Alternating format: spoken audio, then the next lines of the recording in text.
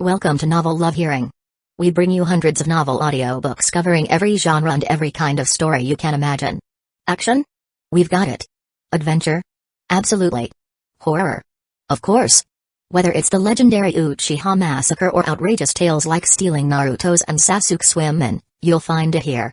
From epic series like One Piece, Bleach, Fairy Tail, and Hunter x Hunter, to countless other adventures, our library has it all. Love novels but don't have time to read? No worries, just plug in your earbuds, sit back, and let the story take over. Good listening, and happy hearing. Speaking of which, the Uchiha really have no one left. Anyone can become a commander. Clearly, the young girl didn't believe those two could have any real ability. Rumors? They were just to fool the idiots.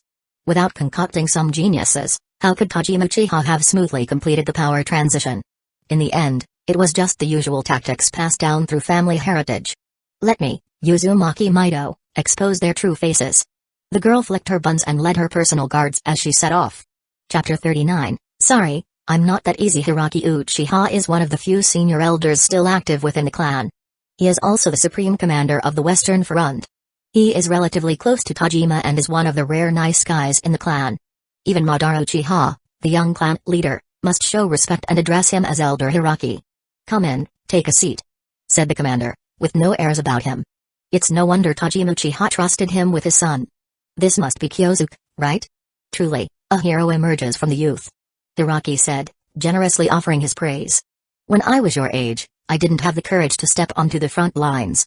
After some modest words from Kyosuke, he asked, Sir, what's the current situation? Hiraki sighed heavily. You've arrived just in time. If you had been any later, 10 days or half a month, the front lines would have been lost. So serious? Kyosuke exchanged a look with Madara, both of their faces growing somber. From Hiraki's explanation, they truly felt how dear the situation on the Western Front was. The Uzumaki clan had mobilized in full force, with over 1,000 ninja, each proficient in sealing techniques. The individual strength of their enemies was not overwhelmingly superior, but their numbers were massively outmatching the Uchiha's forces. Thanks to the years of defense infrastructure laid out by the Uchiha clan, they had managed to hold out until now. It was similar to the Southern Front, but unfortunately, this time the Uchiha were no longer the dominant side. I want to see the front lines, Kyosuke said, stating his intentions. As for the coordination with the army, he left that to Madara to discuss. With the commander's approval, Kyosuke immediately decided to head out alone. With the Flying Thunder God technique, there were very few people in the world who could stop him. He quickly marked space coordinates all along the way, leaving kunai at hidden spots where marking wasn't possible. Soon, he crossed the entire defense line and arrived at the front lines. Boom! The violent rumble of ninjutsu instantly brought back memories from the past. Such a familiar sound. Kyosuke inhaled deeply, a cold smile creeping across his lips. In his eyes, the Uzumaki clan were nothing more than a bunch of moving points of experience. No matter how powerful they were, with his unparalleled mobility, he could easily harvest their lives. Touching the blade at his waist, Kyosuke muttered to himself. Since I'm here, I might as well collect a bit of interest. With a swift series of hand signs, his figure disappeared from the spot. Uzumaki frontline camp. With her trademark bun hairstyle, Uzumaki Mido hurried to the front lines. Anything unusual? She asked the officer in charge. Unlike Madara Uchiha, as a princess of the Uzumaki clan, Mido held considerable influence within her clan. Even the frontline officer had to bow and show respect when addressing her. Princess, there have been no abnormalities, the officer answered cautiously. No sooner had the words left his mouth than the distinct explosion sound of a detonating tag echoed from outside. Is this what you call no abnormalities? Mido glared at him and immediately rushed to the site of the disturbance. Elsewhere, Kyosuke, watching the surrounding enemies, let out a deep sigh. He had underestimated the Uzumaki clan sealing techniques. He thought the infiltration would be silent and smooth, but before he could even stick a few explosive tags, he accidentally triggered the defense barrier.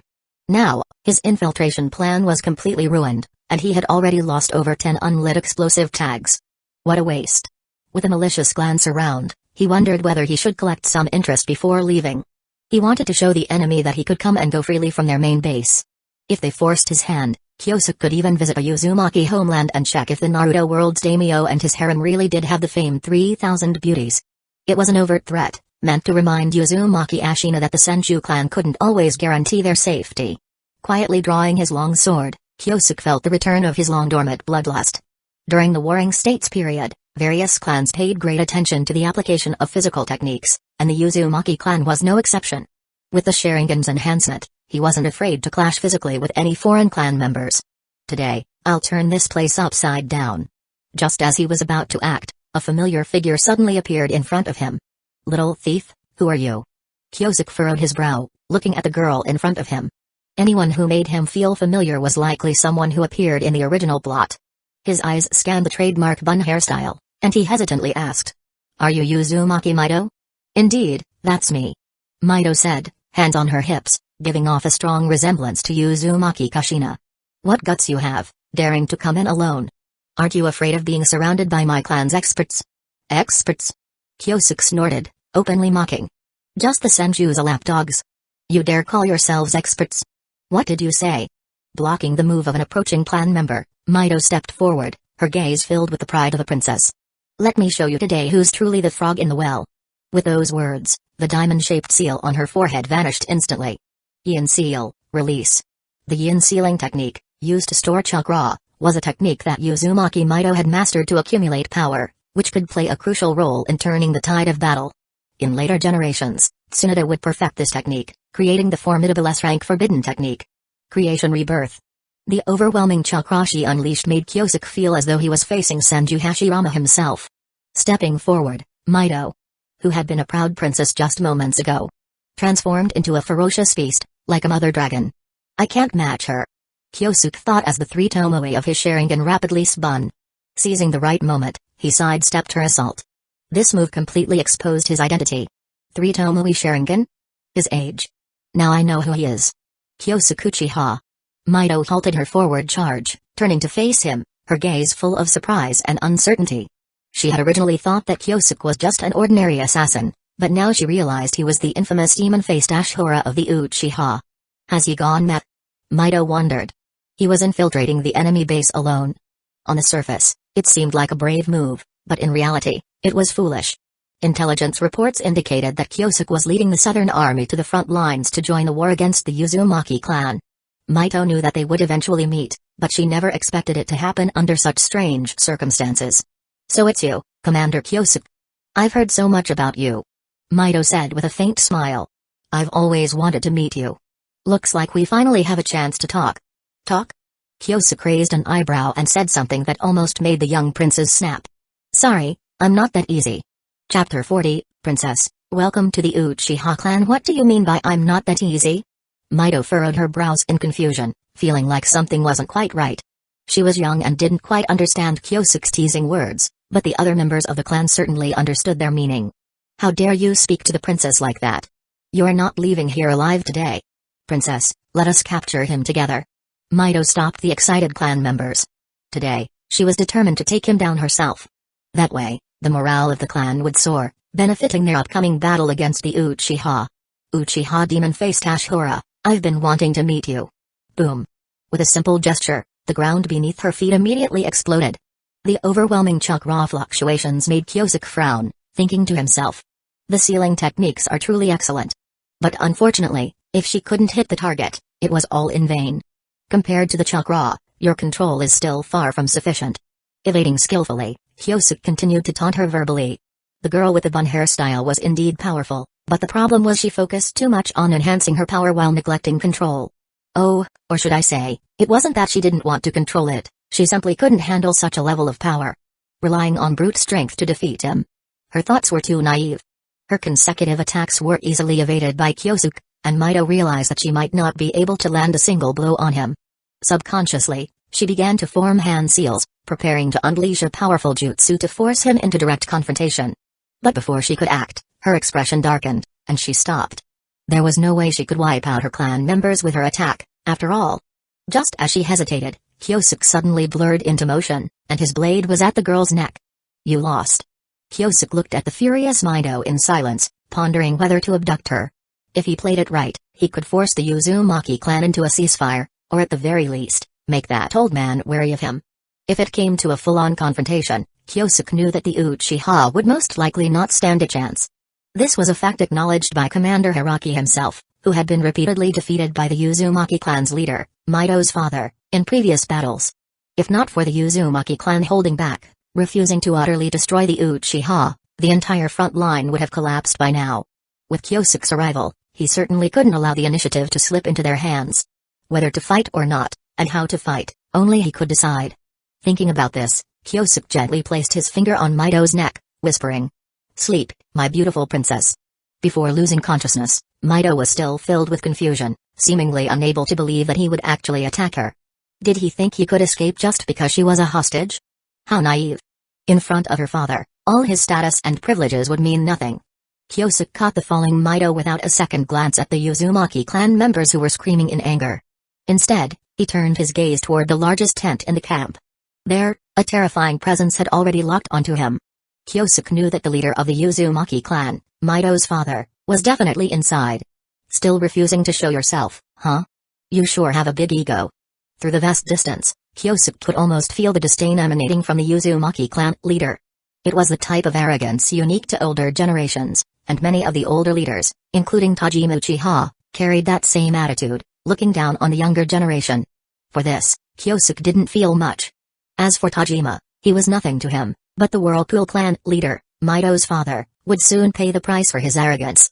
In the original storyline, the fall of the Whirlpool country seemed to confirm Kyosuke's thoughts. Choosing to ally with the Senju, yet constantly hesitant during battle. Did he really think that the Senju didn't notice? Now, the current situation was chaotic, but everything would eventually settle. The future of the world was certain, and it was time to settle old scores with the Uzumaki clan. Kyosuke suspected that the Uzumaki clan leader would never imagine that, in the future, the Uchiha and Senju would form an alliance. In fact, he himself would become an outsider. Various forces were watching, and with the Black Zetsuki plotting against them, the survival of the Uzumaki clan was the greatest anomaly. Foolish clan. Kyosuke sneered as he began forming hand seals. Suddenly, a figure rushed out as if sensing a disturbance in the space-time continuum. The presence that flooded Kyosuke's senses felt as though the entire world was collapsing upon him. It was the leader of the Uzumaki clan, Mido's father. An overwhelmingly terrifying presence. Such terrifying power. Kyosuke quietly marveled, still waving at the approaching figure. At the next moment, both Kyosuke and Mido vanished from their original positions. The Uzumaki clan leader, Mido's father, stood in place, his smile finally disappearing as he realized he had been tricked. He admitted that he had underestimated his opponent. The enemy had infiltrated the Uzumaki clan's base and had complete confidence in their ability to leave unscathed. How foolish of him to have underestimated the intruder. By the time he felt the disturbance in space-time, it was already too late to save his daughter. Now the question was, if the Uchiha had taken Mido hostage, forcing the Whirlpool clan to surrender, how should he respond? His daughter's life and the victory of the battle were the questions weighing heavily on his mind. Uchiha clan camp. When Mido woke up, she realized she was already engraved with sealing techniques. She could move, but her chakra was completely sealed off, unable to gather. All around her, the fan symbols were clear indicators. This was the Uchiha camp. "I've been captured." The girl stood up in disbelief, unable to understand how Kyosuke had managed to abduct her from the camp. After some thought, the only plausible explanation was that the bastard had used her as leverage, forcing even her father and the rest of the clan into a precarious position. She couldn't help but feel how ridiculous the situation was. After struggling for a while and realizing she couldn't break the seal, she finally stopped. "If I had known this would happen, I would have tried harder to learn sealing techniques from father." Mido couldn't help but regret her lack of preparation. As she thought, she heard footsteps approaching from outside. The girl with the bun hairstyle closed her eyes, pretending to sleep, hoping for a chance to subdue the intruders with her taijutsu. Just as her eyes closed, she felt two people entering the room. A familiar voice rang in her ear. "Maya, I'm leaving her to you for now. Nobody, except for me, is allowed to take her. Not even Elder Hiraki." The voice was irritating, reminding her of the shame of being captured. Does this bastard really think she belongs to him and that no one else can take her away? Nearby, a slightly cold female voice responded, "Yes, but I have a question." "What is it? Does Kyosuke-sama intend to keep her? Should I train her a little?" "Enough, stop talking," Kyosuke said, his voice tinged with annoyance. He longed for the days when Mayo used to be silent. He waved his hand, sending his subordinate away. Turning to look at Mido, who was pretending to sleep, he slowly extended his hands. Chapter 41, The child's grandfather shows up. What is he trying to do? Pretending to be unconscious, Mido's mind suddenly flashed with the scenes from her cherished small books. The sin of being a captive? The 1001 Nights of the Enemy Camp. The story that must be told between me and the enemy. These were all books that the maid had found for her, and Mito immediately became engrossed in them. Quick, stop. Her sense of shame finally made her open her eyes. She realized that the young man was just removing the shackles from her body. Her chakra might not be able to gather, but her autonomous actions weren't a problem. Shaking away her wild thoughts, Mito took a deep breath and regained her usual calm. How did you bring me out? She asked the most pressing question. Kyosuke, hearing this, didn't try to hide it. He probably couldn't hide it any longer. Have you heard of space-time ninjutsu? Isn't that something only in legends? The bun-headed girl paused, finally realizing why she was here. It made sense now. It must have been the mysterious space-time ninjutsu at work. Everything seemed to make sense. Even though her father was strong, he couldn't stop the effect of space-time ninjutsu. After a long silence, Mito asked the second question, what exactly do you want? It's simple. Kyosuke shook his finger. As long as the Uzumaki withdraws their troops, I will personally go and apologize. Ha! Don't even think about it. The young girl scolded without hesitation. The Uchiha have committed many crimes. My clan will join the Senju to end your evil. Evil? Kyosuke laughed and shook his head, not angry. He could see that the girl was the typical type who had been deceived. As for the so-called Uchiha evil, he didn't see the need to argue. The survival space was so small. If I don't fight you, sooner or later, the other side will strike first. In the original storyline, from the founding of Hidden Leaf Village, the village never took the initiative to start an invasion. What happened? The Third Great Ninja War, where Hidden Leaf Village almost became the target of everyone's attacks. So, are the sand, lightning, water, and earth countries, including the smaller villages like Rain and Grass, all evil? The land of fire is fertile and rich, with the best climate, and the people didn't want to face war. But other countries. Not only were they poor, but their basic survival conditions were harsh. What else could they do but fight? Could they just wait to die? It turns out that peace is always relative. Kyosuke understood, but others didn't have his unique experiences and couldn't view history from an outsider's perspective. He didn't intend to correct the girl's thoughts. After a pause, his smile suddenly turned malicious. Well, there's no helping it. For the future of both clans, I must take some unconventional measures. I, Uzumaki Mito, am not someone to be scared of. That's good. Kyosuke clenched his fist and struck his palm, excitedly explaining. Please stay here for a few months. During this time, I'll eat and sleep with you, and when our child is born, I'll personally escort you home. Children? Mito was stunned, unable to keep up with the boy's strange train of thought. Yes. Kyosuke smiled and explained. Once we have a child, the Uchiha and Uzumaki will be one family. Looking at the face of our grandson, Uzumaki Ashina will no longer make things difficult for us. Kyosuke Uchiha. Mito was enraged. Never before had she encountered such a shameless person. What do you mean, have a child? There's no way I'm going to have children with you. I, Uzumaki Mito, will remain single for life and will never marry you. Angrily sitting up, she had an urge to jump up and beat the boy. My lord. A voice came from outside the tent. With a simple description, Kyosuke nodded and pointed to the bun-headed girl, instructing. Watch her. Don't let anyone else approach. Yes.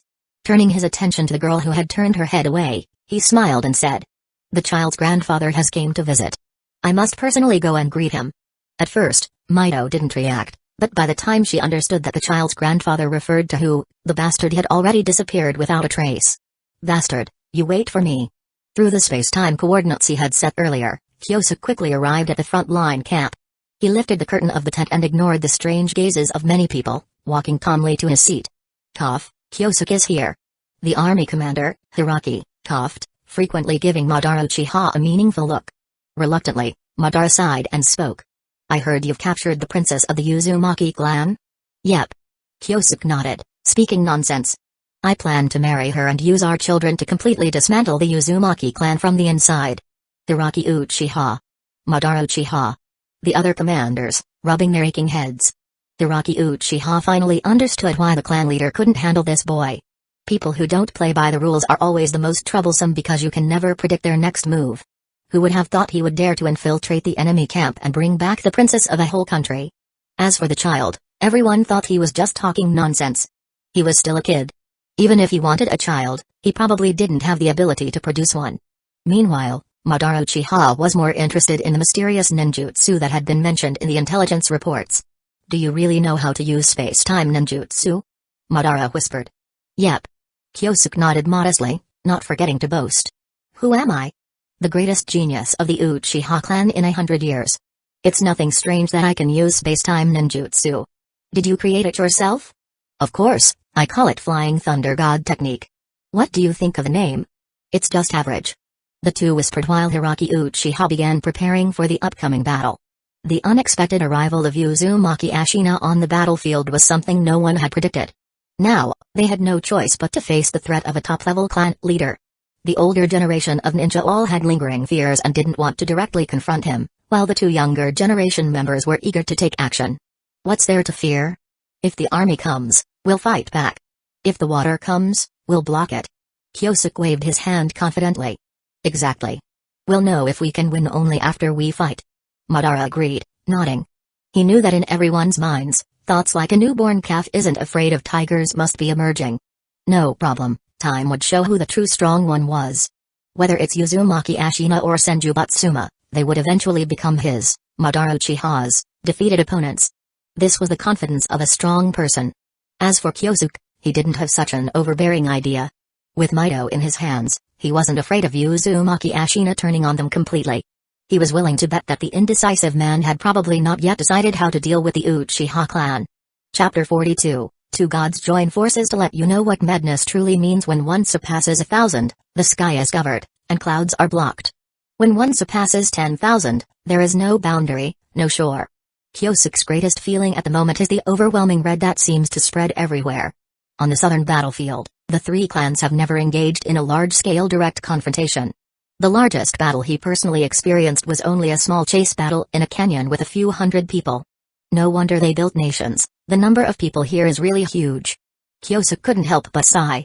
Humphrey, a bunch of fools. Madara Uchiha crossed his arms in front of his chest, his gaze full of icy dominance.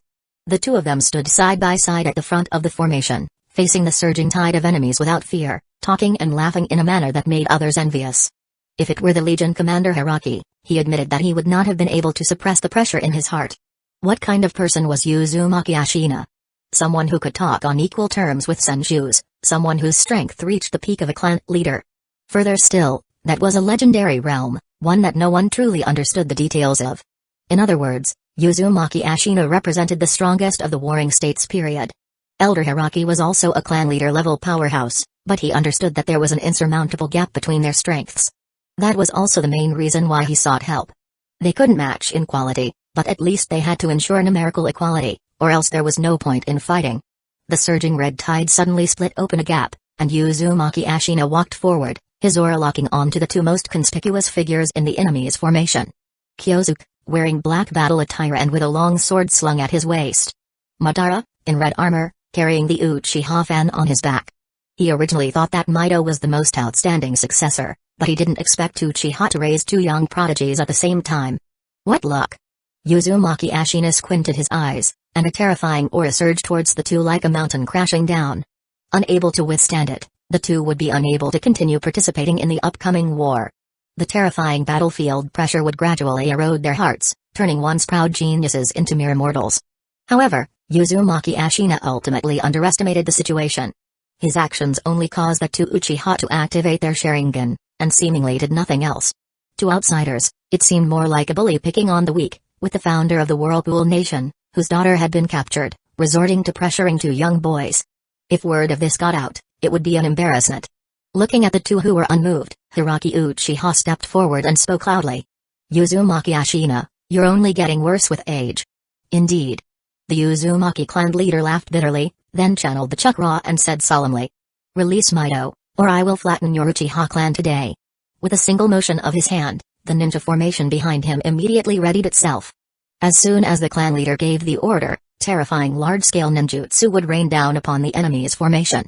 Faced with such a massive attack, even the Ten Tails in its incomplete form would be unable to escape in a short time. The power of the large-scale ninjutsu was clear to see. You Uzumaki bastards, do you really think you can compare to us? The Legion commander raised his arm and shouted loudly, his voice echoing across the battlefield. Let the enemy see who the strongest clan in the Land of Fire is. Release. As soon as the words were spoken, 30 ninjas from the formation simultaneously formed hand seals, and the chakra fusion process was seamless. A total of 30 fire style, Great Fireball. was used like meteors falling from the sky. Enormous fireballs rushed over 100 meters and were about to engulf the entire enemy formation. At the critical moment, the vortex-size large-scale ninjutsu successfully formed. Water style, water formation wall X30. The fiery sea of flames and the roaring water waves collided, creating a massive cloud of steam that filled the battlefield. Seeing this, Hiraki Uchiha immediately gave the order, advance. With a Sharingan, the Uchiha had a clear advantage in the thick fog. If they didn't charge now, when would they? Follow me and kill. Kyosuke was the first to charge forward. Behind him, over 80 ninjas skilled in the Chidori separated to avoid any potential strikes. Just as they formed their battle formation, a barrage of kunai and shuriken flew at them. Occasionally, a few powerful ninjutsu mixed in, attempting to strike them from a distance. Scatter. Kyosuke waved his hand, and the formation immediately dispersed in a wide arc, easily avoiding the attack. At this point, the distance between the two sides was extremely close, and with his enhanced dynamic vision, Kyosuke could vaguely see figures rushing through the mist behind the enemy formation. Hand seals, he said, and the sound of birds chirping echoed, followed by a series of sharp electric crackles, covering all other noises on the battlefield. This is his trump card. Madara observed from the rear, somewhat impressed. Such a grand scene was indeed rare. Faced with such a large-scale attack, any opponent would be completely overwhelmed. While thinking, the torrent of lightning struck deep into the enemy's formation, charging straight ahead and cutting through at an angle, even piercing through the enemy ranks. Again. Kyosuke shouted, preparing to repeat the earlier attack. If he kept this up, he was sure to break the enemy's morale. At that point, the tide of the battle would tilt significantly, and without their numerical advantage, the Uzumaki clan would no longer seem so formidable. His plan was good, but unfortunately, someone was unwilling to allow it. Uchiha brat, don't be so arrogant. A red-haired stranger rushed towards him. The opponent didn't give him a chance to form a formation, and before he even arrived, a terrifying whirlwind swept through the area, covering the front. Reluctantly, Kyosuke had to leave the formation and meet him head-on. Maya, retreat from the battlefield and prepare for the second wave of our assault. But, my lord. Don't worry, no one can stop me from leaving. With that, Kyosuke immediately began charging backward. He quickly formed hand seals, and in the next moment, his body turned into a blur of light, charging straight into the enemy ranks. Arrogant? As he stood before the Uzumaki shinobi, Kyosuke drew his long sword, flames immediately swirling around it. Today, I will show you what true arrogance is. Uchiha style, Halo Dance. With an excellent conductive blade, he finally unleashed the full potential of the Uchiha style sword technique. Combined with the body flicker technique, he was a living version of Shizue Uchiha. The intense flame scorched, sending a burst of blood across the enemy's chest. Within 3 seconds, Kyosuke unleashed a flurry of 7 rapid sword strikes. However, even with such overwhelming attacks, the enemy wasn't defeated instantly. It was said that the Uzumaki clan had a tough constitution, and today, Kyosuke had truly experienced it. You little brat, you can't escape now. The Uzumaki Jonin spat blood, his eyes filled with murderous intent as he prepared to take them both down. The little brat was so arrogant to charge into his ranks and fight him. Now that the attempt at a swift kill had failed, the only outcome left was death. With heavy injuries, he was willing to trade his life to take down the Uchiha prodigy, believing it was worth it. Die. Chapter 43, Dance of Death, Madara's reckless waltz in large-scale warfare. The greatest fear is being surrounded by enemies. One misstep, and it's easy to be overwhelmed by multiple attackers. Take Kyosuke's current situation, for example. Unless he had access to an absolute defense-level jutsu, it was nearly impossible to fend off assaults from all directions. Die. Facing what seemed like an inescapable strike, Kyosuke swiftly formed a series of hand seals. In the next instant, under the stunned gaze of his opponents, he disappeared completely, leaving only a custom kunai to clatter to the ground. Vanished? The red-haired shinobi suddenly recalled the rumors he had heard before. They said that Uchiha's demon-faced Ashura might have mastered some mysterious space-time ninjutsu. Though he had made a note of it earlier, the man had completely forgotten about it in the heat of battle. It wasn't stupidity, it was simply that space-time techniques were so rare that most shinobi lacked any effective means to counter them. Damn it. Don't let me catch you. Before he could finish, the man's vision blurred. Kyosuke reappeared, his hand gripping a blade crackling with lightning. Chidori blade. With a sickening squelch, the sword pierced through the man's chest effortlessly. The paralyzing nature of the lightning ensured that the enemy couldn't even muster a final act of defiance. System notification, you have killed a high-ranking Uzumaki ninja. Points gained, 1,630, Not even 2,000 points?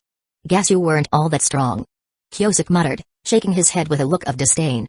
Starting from the Jonin level, the point rewards for defeating opponents rose significantly. However, it was clear that this particular Jonin was newly promoted. A far cry from seasoned veterans. Two of him combined might not even match the points for a long-established Jonin. Assessing the significant chakra depletion in his body, Kyosuke felt a surge of frustration. He couldn't help but think this encounter had been a loss. Casting the Flying Thunder God technique required a large chakra reserve to be set aside.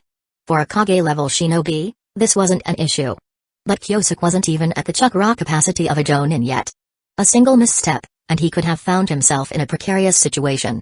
Left with no choice, Kyosuke quickly formed another seal and teleported to a fallback point 2 kilometers away to recover. This war was far from over. Elsewhere on the battlefield, Madara Uchiha was also locked in combat. Unlike Kyosuke, Madara had already reached Jonin-level combat capabilities, allowing him to confront any opponent without fear. Take his current adversary, for example. A veteran Jonin from the Uzumaki clan. This one was worth at least 3,500 points. A truly formidable foe, with ample chakra reserves and devastating jutsu at his disposal. Yet despite the danger, Madara didn't retreat an inch. With his iconic Uchiha fan in hand, he faced his jutsu-wielding opponent with unshakable confidence. A massive torrent of water surged toward him. Without hesitation, Madara swung his fan, effortlessly absorbing the fearsome water dragon. What a foolish choice. The young Madara scoffed, a cold smile spreading across his face.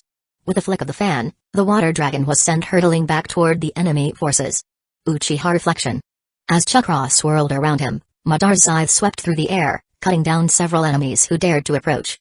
Good. This is what I like. Burn everything and keep dancing. A glint of madness flickered in Madara's eyes as he reveled in the chaos of battle. Planting his fan firmly into the ground, Madara formed a series of seals. Intense flames began to gather. Fire style, majestic destroyer flame. This supposedly B-rank fire style erupted with near S-rank destructive power in Madara's hands. In the Warring States period, shinobi typically excelled in close-quarters combat. Fire-style jutsu like these were often used to disrupt enemy formations. However, what truly brought Madara joy was the visceral thrill of close combat. The deadly waltz where blades clashed mere inches from one's body. He wasn't sure how Kyosuke was faring on his end, but Madara knew better than anyone the importance of a commander's strength. If you want to avoid your side suffering a large-scale defeat, the best strategy is to break through the enemy's formation and create a gap in their line. Activating his Sharingan, Madara dashed into the heart of the enemy forces. With fan and scythe working in tandem, he left a trail of carnage in his wake. Uchiha scum. You won't leave here alive today. An Uzumaki veteran Jonin closed in, his rage boiling over. Unfortunately, he charged straight into the smoke expelled by Madara's next jutsu. Fire style, ash pile burning. A cloud of high-temperature ash spread outwards, obscuring vision and burning anything it touched. After lingering for a short time, it erupted in a violent explosion. Boom. Stumbling out of the blast radius, the Uzumaki Jonin called for reinforcements. Forming a defensive formation with 4 others, they prepared to face Madara head-on. True to form, the arrogant Uchiha warrior charged straight at them alone. His blatant disregard for their strength was infuriating. You bastard. The 5 unleashed their attacks simultaneously, all converging on Madara. 3 minutes later. Covered in blood, Madara cast aside his tattered armor. Leading the reinforcements that had just arrived, he resumed his relentless assault on the enemy forces. Behind him, all 5 adversaries lay lifeless, the veteran Jonin among them. The man's decapitated body painted a grim picture of defeat. Not a bad dance. Madara muttered, leaving his fallen enemies with an oddly respectful remark. Of course, they neither heard nor cared for his praise. On the left flank, Kyosuke's Chidori surge roared like thunder, striking terror into all who witnessed it. To those who heard it, it felt like receiving a death sentence. On the right, Madara's wild charge left a trail of mangled bodies. His killing efficiency was nothing short of monstrous. The combined efforts of the 2 Uchiha prodigies tore a massive hole through the enemy ranks, forcing the Uzumaki forces into retreat. Finally, Uzumaki Ashina could no longer sit idly by. Brushing aside his subordinates' protests, he personally led his troops to the front lines, cutting through all opposition with ease. It wasn't until Hiraki Uchiha appeared that anyone could stop his advance. The elder fought valiantly, managing to hold off the enemy commander in an earth-shaking duel. The clash of 2 clan leaders was so intense that no one dared to approach within 3 kilometers. No one except for the 2 madmen of the Uchiha. Take out their commander, and this battle is ours. Kyosuke murmured as he quietly approached the battlefield using the Flying Thunder God technique. If we kill him, victory is guaranteed. Madara responded, breaking away from his unit to head straight for the heart of the fight. The Uzumaki forces noticed Madara's movement and suspected Kyosuke might also join the fray. But bound by their leader's orders, no one dared approach the battlefield. Ashina's intentions were clear: use himself as bait to lure out the most important figures in the Uchiha clan. In doing so, he hoped to negotiate a prisoner exchange that would bring back his beloved daughter. As for the risk of failure, Hiraki Uchiha alone wasn't enough to defeat him. Perhaps if Hajime Uchiha himself were present, there might be a 30% chance. With recent advancements in sealing techniques, Ashina's power had reached unparalleled heights. Even among the shinobi world's strongest, few were worthy of his respect now. It wasn't arrogance. It was confidence born of true strength. Chapter 44, Difficult. Then don't do it. Sealing technique, fire sealing seal. A simple sealing barrier effortlessly extinguished the fire jutsu that the Uchiha relied on for survival. Elder Hiraki could only feel helpless, continuously cursing the terrifying power of the sealing technique in his mind. He drew his long sword, gathering a terrifying wind chakra. If this strike were to land, it would easily slice through the enemy like cutting tofu. You never learn. Uzumaki Ashina said, without making any special move. He simply raised his index finger and pointed heavily at the void in front of him. In an instant, the entire world seemed to ripple. The fierce, domineering slash couldn't break through the thick blockade. The closer it got to him, the weaker the power in the sword became. What the hell is this trick? Can't we just fight head-on? Elder Hiraki was on the verge of exploding with anger. Then, he was struck and sent flying by the sudden appearance of an adamantine sealing chains. Coughing out a mouthful of blood, Elder Hiraki looked down at the spot where his abdomen had nearly been pierced, his gaze flickering. He realized the enemy's strength had grown even stronger. The adamantine sealing chain was a powerful secret technique capable of suppressing even the Nine-Tails. It was Uzumaki Ashina's proudest creation. If it were used at full power, Hiraki's body would have been pierced on the spot. He would either die or be left severely injured. However, he hadn't fully committed to the fight yet, not wanting to completely antagonize the Uchiha clan. As many had evaluated, Uzumaki Ashina was a somewhat indecisive clan leader, without the relentless drive to become the strongest. If his daughter hadn't been captured, this battle might not even have started. Quietly getting up from the ground, Elder Hiraki's expression grew solemn as he thought about his countermeasures. Suddenly, a distant light flashed, and a specially crafted kunai flew through the air, coming from a blind spot toward the enemy's rear. It's impossible. Hiraki shook his head, knowing this attack wouldn't succeed. Ding!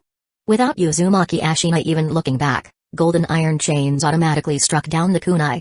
At that moment, Kyosuke's figure appeared out of nowhere, and his chidori blade quickly slashed toward the enemy a few meters away. Too far. He sighed inwardly, knowing this attack would likely be ineffective. Since the Flying Thunder God hadn't advanced to the second stage, it couldn't complete a teleport by changing coordinates. In other words, where he appeared depended on where the enemy had knocked the kunai down. A few meters might seem short, but it was enough for Uzumaki Ashina to react. Space-time ninjutsu, as expected, it's extraordinary. The iron chain swept, sending Kyosuke flying. The so-called elite shinobi-level combat effectiveness had no impact when facing Uzumaki Ashina. Using the chains to pick up the fallen special kunai, Uzumaki Ashina began making seals, seemingly trying to find a way to seal space-time techniques. Such a good opportunity, of course, Kyosuke wasn't about to miss. With his lightning-style chakra attached to his sword, he immediately teleported to the enemy's side, attempting a speed-based assassination. But then, he experienced the same frustration Minato and Obirama had during the Fourth Great Ninja War when facing the Six Paths Madara. Even when he was close enough to land the fatal blow, he still couldn't break through the defensive blockade. After several attempts, Kyosuke was inevitably sent flying each time. Even with Elder Hiraki's cooperation, they couldn't break through the dense chain defense. Are you kidding me? Kyosuke sighed helplessly, realizing this was not going to work. From a distance, Madara Uchiha arrived late, but his presence wouldn't have changed anything. 2 simple rounds and the Dancing King understood the enemy's troublesome nature. It's difficult. Madara muttered softly. Then don't do it. Kyosuke gave the two a signal, walking alone in front of Uzumaki Ashina, saying, Uzumaki clan leader, it seems today's battle is destined to end in no result. Hand over Mido, and you may leave freely. Uzumaki Ashina threw out his bottom line for negotiation. Clearly, he wasn't experienced in negotiations. Shaking his head and smiling, Kyosuke said, Princess Mido loves the way the Uchiha host their guests. She probably won't be returning anytime soon. Seeing the other side preparing for action, Kyosuke smiled and took something out of his pocket. It was an item from Uzumaki Ashina's camp. Its appearance in the young man's hands indicated that the other side had recently visited the Uzumaki camp. After a long silence, Uzumaki Ashina's expression finally darkened. "Are you threatening me?" With that, immense chakra gradually surrounded his body, revealing his full strength. Unfortunately, the more he revealed his power, the more it showed his helplessness. Kyosuke had been able to infiltrate the camp and take something. He had the ability to assassinate anyone he wanted. It was a blatant threat, forcing Uzumaki Ashina to not dare make any rash moves. On one hand, his daughter, on the other, his clan. This naturally indecisive leader was even more uncertain about what to do. Moreover, the young man's space-time ninjutsu could easily teleport the other two away. Even if he decided to act, he wouldn't be able to keep all three of them. "What would it take for you to release her?" Uzumaki Ashina's tone softened. The Uzumaki clan withdraws. Elder Hiraki proposed a highly unreasonable demand. As expected, the response was a direct refusal, with no possibility of negotiation. Madara's suggestion was the same, but in the end, it was Kyosuke who came up with a relatively reasonable proposal: 1 year. 1 year from now, no matter the outcome, I guarantee Princess Mido can return safely. Why should I trust you? Unfortunately, you don't have a choice. Why wait a year? This question intrigued the other two as well. In response, Kyosuke gave a surprisingly unexpected answer. "We need a year to come up with a way to defeat you." 1 year. Uzumaki Ashina sighed, knowing he didn't have much of a choice. He hadn't wanted to fully side with the Senju, but buying a year seemed like a good option. "Very well, I accept." Uzumaki Ashina scanned the three of them, his gaze full of sharp hostility. "If anything happens to Mido, my clan will use all its strength to completely annihilate the Uchiha." With that, Uzumaki Ashina decisively turned and left. Sighing in relief, the three of them exchanged looks. The pressure from Uzumaki Ashina had been overwhelming. Madara even suspected that the other's strength might surpass his father's. Getting a year's time was great, but how would they find a way to defeat him? By borrowing outside power. Kyosuke gave a clear answer. The Senju could form alliances with the Uzumaki clan, and the Uchiha could seek out allies as well. As for any nonsense about reputation, it meant nothing in the face of tangible benefits. There are no eternal enemies, only eternal interests. Once you understand that, nothing is impossible. Chapter 45, Bathing with Mido. The events basically went like this. Kyosuke said casually while sitting on the side, leisurely peeling a chestnut to eat. I have to wait here for a year?" Mido was dumbfounded. Why would her father agree to such a request? Delaying for a year would definitely cause strong dissatisfaction from the Senju clan. By then, the Uzumaki clan would be caught between a rock and a hard place. Kyosuke quietly observed the beautiful Uzumaki princess, then after a moment of thought, he curiously asked. "You at least still have your own land, why come to the land of fire and stir up trouble?" At first, Mido didn't want to answer, but when she saw the boy loosening his clothes, she hurriedly explained. "The Uzumaki clan has a special constitution, so there are many people in the black market willing to pay to capture us. If it weren't for being forced, we wouldn't have chosen to establish our country on such an isolated island." Upon hearing this, Kyosuke began to understand the Uzumaki clan's struggles. As descendants of Ashura, their physical strength was top-notch. They could fight, endure, and were often used in various experiments. The Senju clan was somewhat similar, but the Senju were a prestigious family from the Warring States period, not a clan that could be easily raided. While Uzumaki Ashina was powerful, unfortunately, sealing jutsu were easy to learn but difficult to master, and the clan's strength didn't match its potential. If they didn't choose to ally with a powerful force, the Uzumaki clan would face danger sooner or later. The fall of their guardian deity would mark the beginning of the Uzumaki clan's extinction countdown. Mido understood all of this very well, which is why she unhesitatingly sided with the Senju clan, hoping to find a safe haven for her people. After listening to her explanation, Kyosuke nodded, finally clarifying some of his doubts. "Why not choose to ally with the Uchiha?" he asked, feigning ignorance. "You?" Mido scoffed and slightly tilted her head, signaling for him to go see for himself. "You should go take a walk around the camp and see if the Uchiha have tried to incorporate anyone other than their own." Indeed, the Uchiha clan was notoriously arrogant, considering themselves the descendants of Sage of Six Paths, looking down on any other clan except the Senju. Integrating other clans? Even their slaves were not considered worthy. Even during the era of Hidden Leaf Village, the Uchiha were isolated, behaving as though they were a kingdom within a country. It wasn't surprising that even the Hokage and other leaders found it hard to tolerate such a presence.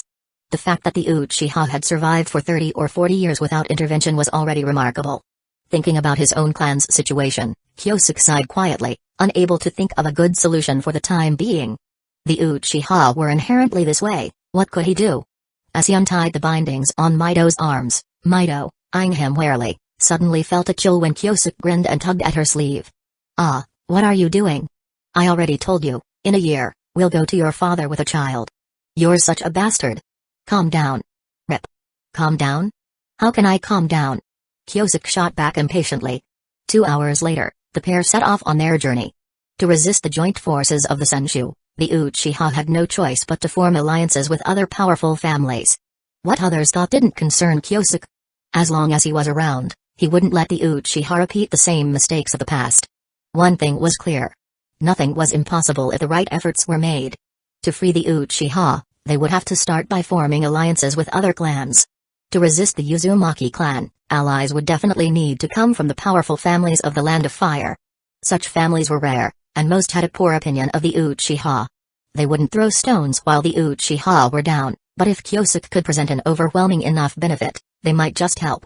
Kyosuke glanced at the gloomy Mido, and couldn't help but find it amusing. She really thought he was up to something sinister? She even threatened him with suicide by biting her tongue. The truth was, Kyosuke simply wanted to make sure she wouldn't run away. He marked her arm with the Flying Thunder God seal as a precaution. A skinny little girl was barely useful, and he didn't particularly want to bring her along on his journey. But upon further thought, leaving her behind in the Uchiha camp didn't seem like a good idea either. As long as he was present, no one would dare to take action. But once he left, someone might get the wrong idea, especially if they tried to use Mido's life as leverage to force the Uzumaki clan to retreat. In such a case, the likely outcome would be disastrous for both sides. Reluctantly, he decided to take the princess with him. With the Flying Thunder God technique, she wouldn't be able to cause much trouble. The yin seal was strong, but its chakra buildup took too long. It was impossible to use it for long without a huge delay. Rather than constantly worrying about sabotage, it would be better to let her stay with him for a year, after which he would naturally send her back home to reunite with her people. Doesn't it sound like something's not quite right? Kyosuke muttered as Mido continued fidgeting with her sleeve, occasionally rubbing her arm as if trying to erase the Flying Thunder God mark. "Stop rubbing it, it'll be awkward if you rub off all the dirt." Kyosuke smirked, looking at her mischievously. "Humphrey." Mido snorted and slowed down her movements. Perhaps she realized she couldn't remove the mark by herself, or maybe it was Kyosuke's comment that made her stop.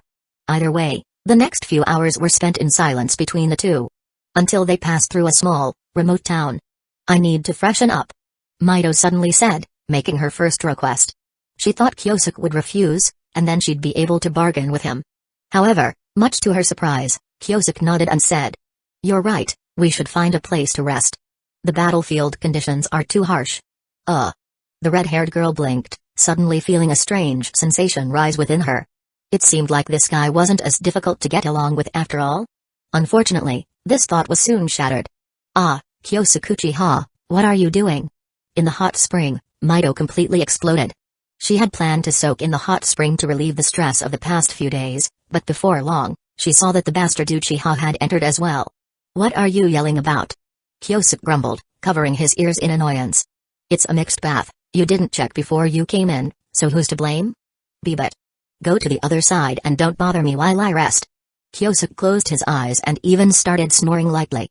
Seeing this, Mido quickly calmed down. She raised her hand, feeling the urge to strike. But before she could act on it, she heard Kyosuke mumble with a sly grin. "Naughty little girl, time for a spanking." Mido's face immediately darkened, and she quickly covered herself with a towel, grumbling silently. Chapter 46, White Blade goes in, Green Blade comes out, stabbing your gallbladder. A night passed without incident. The next morning, Kyosuke ordered a table full of lavish breakfast dishes. In his words, "I'm still growing. I can compromise on anything, but the food must be perfect." Extravagant waste. Mido mocked habitually when she saw it. However, she soon faced the consequences. "What?" Kyosuke asked, puzzled as he looked at her. "This is what I ordered for myself. If you want to eat, go buy your own." "Fine, you're ruthless."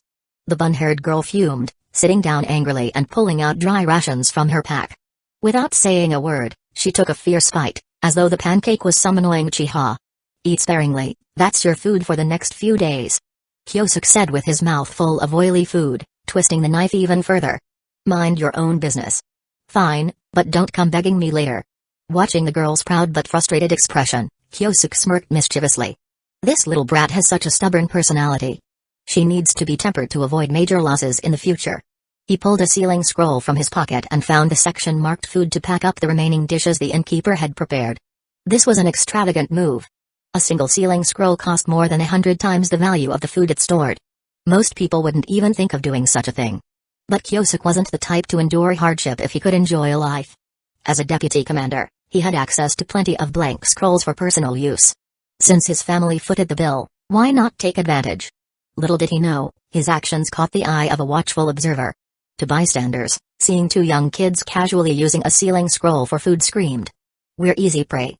It was almost as if Kyosuke had a rich target tattooed on his forehead. For a band of thieves nearby, not trying their luck would have felt like failing their profession.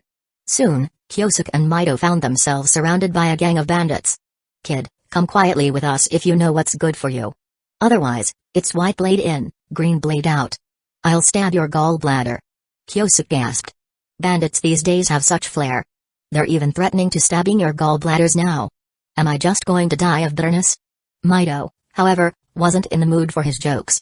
Already simmering with anger, she snapped when faced with these clueless bandits. They could only blame themselves for their poor timing.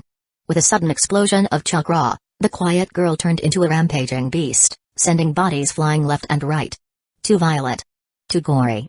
Kyosuke shouted theatrically from the sidelines. "They just wanted to stab our gallbladders. Why did you go for their kidneys? No wonder you'll never find a husband."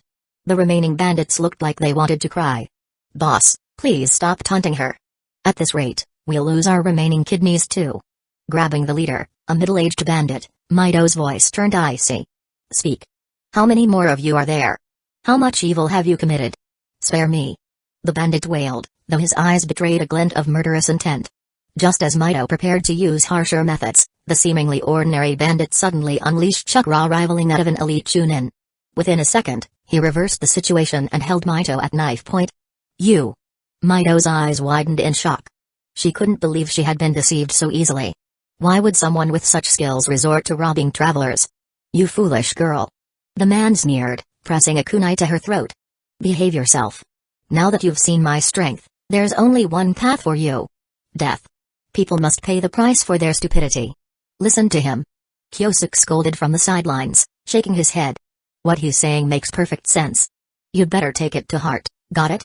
Take it to heart, my ass." Mito fumed. Even the bandit seemed confused by Kyosuke's nonchalance. How is this guy still cracking jokes right now? Before the bandit could issue another threat, he suddenly realized something. Kyosuke had vanished. It wasn't high-speed movement, he simply disappeared. "Looking for me?" The playful voice at his ear sent chills down the bandit's spine. Turning instinctively, he saw a pair of eerie, blood-red eyes. Clink. The kunai fell to the ground as the bandit froze like a puppet, allowing Mito to escape his grasp. "Ganjutsu?" Mito frowned, surprised by Kyosuke's mastery of illusions at such a young age. "This guy is a little too versatile." Ignoring her doubts, Kyosuke coolly interrogated the bandit. "Who are you?" He wasn't naive, the appearance of this skilled ninja hinted at a deeper motive. It was worth asking for more details. "I'm Saratobi Jichiro, a chunin of the Saratobi clan. I was ordered to ambush travelers and raise funds for our clan's war efforts." The Saratobi clan. One of the renowned noble families of the Land of Fire. After the founding of Hidden Leaf Village, its members became disciples of Tobi Ramasenshu, including the future third Hokage, Hiruzen Saratobi. Kyosuke and Mito were both disgusted by the revelation that such a prestigious clan would stoop to such vile acts. "What do you plan to do?" Mito asked, watching Kyosuke intently as if expecting something. Without hesitation, Kyosuke flung a kunai, killing the man instantly. "A passerby like me has no business playing the hero."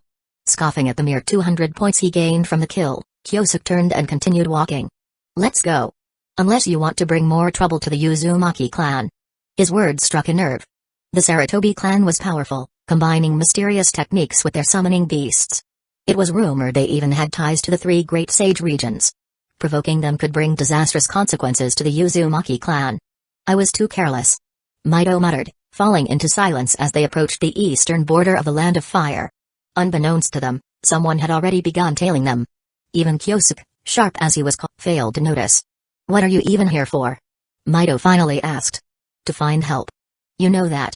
Kyosuke replied with a wink, feigning ignorance. Left with no choice, Mito decided to keep following him. She was curious to see what kind of help he could find. Chapter 47, The Descendants of Otsutsuki Hamura. There is no doubt, the strongest clans in the Land of Fire are the Uchiha and the Senju. Even a 5-year-old child knows this. So, among the second-tier clans, which family holds the strongest position? Some say it's the Sarutobi clan, with their powerful summoning beasts. Others point to mid-sized clans with mysterious secret techniques. However, one name always comes up as one of the strongest among the second tier, the Hyuga clan, a noble family residing in the eastern region of the Land of Fire. The Hyuga clan, descendants of Otsutsuki Hamura, is one of the founding families of the Hidden Leaf village. Clan members inherit the Byakugan and a gentle fist, unique abilities in the ninja world. To preserve their pure bloodline, the Hyuga clan is divided into the main family and branch family. The main family inherits the Otsutsuki abilities, while the branch family ensures the clan's bloodline continues. They also serve as tools for the main family's lineage when needed. If one seeks allies capable of rivaling Uzumaki Ashina, visiting the Hyuga family is the right choice. As for their relationship, it's simple. There are no eternal enemies in the face of mutual interests. While Uzumaki Mito believed Kyosuke planned to gain their support without giving anything in return, in reality, he had already prepared a gift. A gift the Hyuga family could not refuse. As a guest seeking an audience, Kyosuke made no attempt to hide his presence. Not long after entering Hyuga territory, he was met by branch family guards. Stop. The guards assumed their gentle fist senses, showing no signs of underestimating him despite his young age. His appearance might deceive others, but the overwhelming chakra within Kyosuke was like a shining beacon in the dark. Impossible to ignore. I am Kyosuke Uchiha. I request an audience with Lord Tenjin. Hyuga Tenjin. One of the strongest shinobi of the Warring States period. The reason why the Hyuga clan was considered a powerhouse capable of rivaling the Uchiha and Senju stems partly from this formidable ninja. At his peak, Hyuga Tenjin could suppress the so-called twin gods, Madara and Hashirama, when they weren't using their signature techniques like Susanoo or Wood Style. This alone demonstrated his terrifying power. Faced with such a figure, Kyosuke chose complete honesty. Transparency was the first step to establishing trust between them. Kyosuke Uchiha. The guards' expressions changed, they clearly recognized his reputation. Cross-referencing the information they had, they quickly confirmed his identity as the real Kyosuke. For now, the Hyuga clan remained neutral in ongoing conflicts, neither agreeing to participate in battles nor rejecting any visitors. This political wisdom, unique to the Hyuga clan, ensured their survival through many crises, even into the era when Naruto Uzumaki became Hokage. The guards' reactions reflected this careful neutrality. So, it's Commander Kyosuke of the Uchiha Corps. The branch family guard bowed slightly in a show of respect. Please follow me. Lord Tenjin will likely be pleased to meet you. When Kyosuke revealed his identity, someone had already relayed this information through their unique hand signals. With the Byakugan, long-distance communication was effortless. By the time Kyosuke reached the clan's core area, a team of ninjas awaited him. At the forefront stood a young woman in white combat attire. Her striking beauty was slightly marred by the stern look in her eyes. Greetings. I am Hyuga Yaoi. Lord Tenjin is awaiting you in the main hall. Lead the way. Kyosuke said, withdrawing his gaze. He could sense he was being observed. Activating his Sharingan, he glanced at the grand mansion ahead but found nothing unusual. So, it's the Byakugan's long-distance perception. What an annoying ability. He muttered to himself, deactivating his Sharingan and pretending nothing had happened. Let them look. It's not like I'm a young maiden with something to hide. Beside him, Uzumaki Mito's expression remained unreadable as she asked. Are you sure you want me to come along? What's there to be afraid of? Kyosuke grinned. If we reach a sensitive part of the discussion, I'll make sure you don't hear a word. You're shamelessly honest, aren't you? Thank you. That's the Uchiha way. It's better than being two-faced like some other clans. You. At that moment, Hyuga Yaoi suddenly turned toward Mito and asked. It seems this person is not your servant? She? Kyosuke waved casually. Her name is Uzumaki Mito, princess of the Uzumaki clan. Yaoi stared at Mito for a moment, her pale eyes flashing with a strange light. If I recall correctly, the Uchiha are currently at war with the Uzumaki, correct? Yes, you're not mistaken. Kyosuke confirmed. This princess here is my prisoner. I see. Yaoi turned back to Mito, giving a slight nod. Apologies for the misunderstanding, Princess Mito. It's fine. Just pretend I'm not here. Mito said, pressing a hand to her forehead. She wanted to vanish from the room. Yet her curiosity about Kyosuke's plans kept her rooted in place. She wanted to hear how this audacious man intended to convince the Hyuga clan. Hopefully, the negotiations fail, and the Hyuga just kill him outright. Mito muttered, though she didn't truly believe it. If the Hyuga were that impulsive and reckless, they wouldn't have managed to stay neutral for so long. Under Hyuga Yaoi's guidance, the two soon arrived at a serene meeting room steeped in traditional aesthetics. There, they met a refined middle-aged man, Hyuga Tenjin, one of the greatest warriors of the Warring States period. Lord Tenjin. Both Kyosuke and Mito greeted respectfully. Welcome. Tenjin said, setting aside a book and smiling at them. What brings you here? How can the Hyuga clan assist you? Kyosuke gestured to Mito. I've captured a hostage to force Uzumaki Ashina to abandon his plans for war. However, Kyosuke explained in detail how he had captured Mito and how he intended to pressure the Uzumaki clan into submission. While Kyosuke spoke enthusiastically, Hyuga Tenjin's smile gradually faded. The clan leader realized he had taken on a significant problem. Kyosuke's calm demeanor only made Tenjin more aware of the boy's unshakable determination. If I'd known, I would have had Yaoi stop him. Tenjin thought. Although, with his mysterious space-time ninjutsu, even that might not have worked. When Kyosuke finally finished, silence hung in the air. After a pause, Tenjin spoke. So, you want the Hyuga to intervene in your conflict with the Uzumaki? Yes.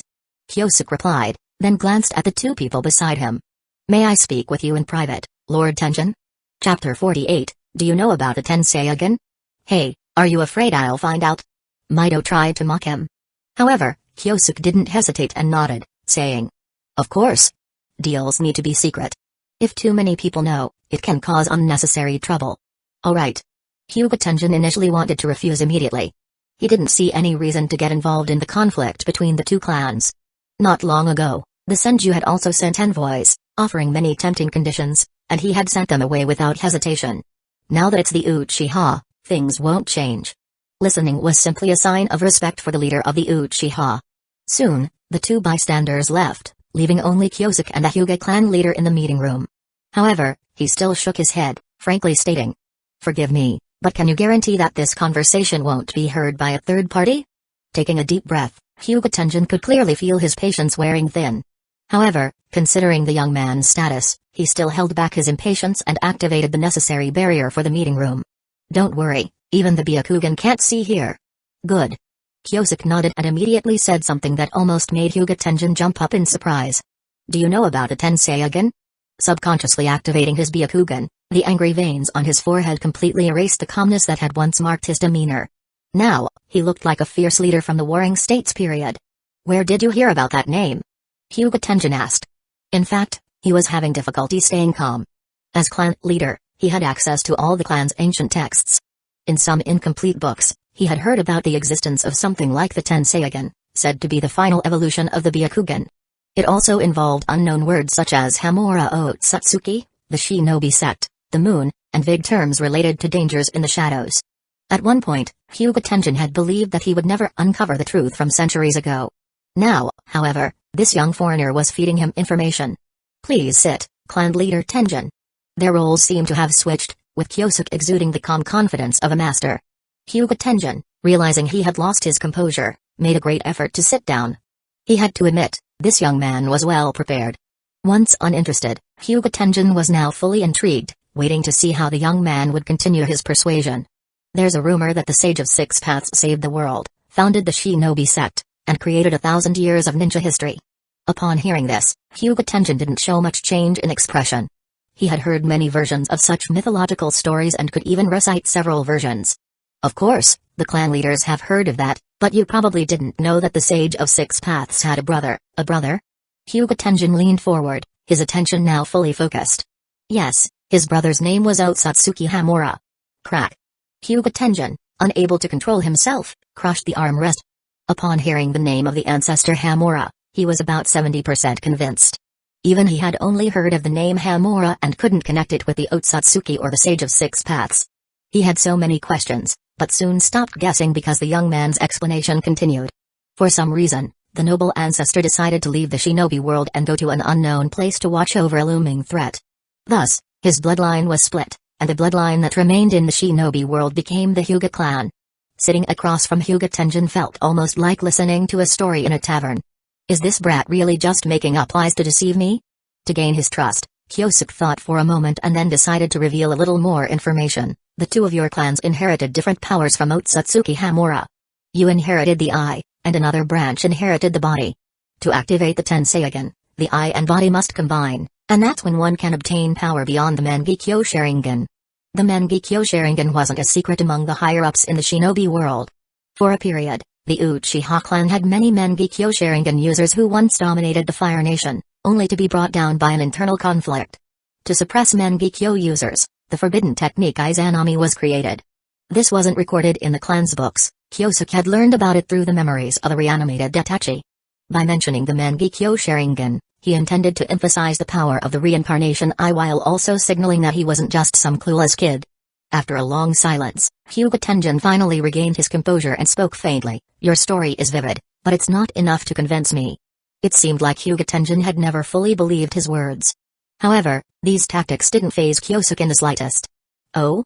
Since clan leader Tenjin doesn't want to believe, then how about we lift the barrier? After all, it's just nonsense. Why should we care if others hear it? Kyosuke's words were a direct challenge. You don't believe me? Fine, then let's open the windows and air out all the secrets of the Hyuga clan to the world. Another long pause. After some time, Hyuga Tenjin finally spoke again. You'll have to show me some proof.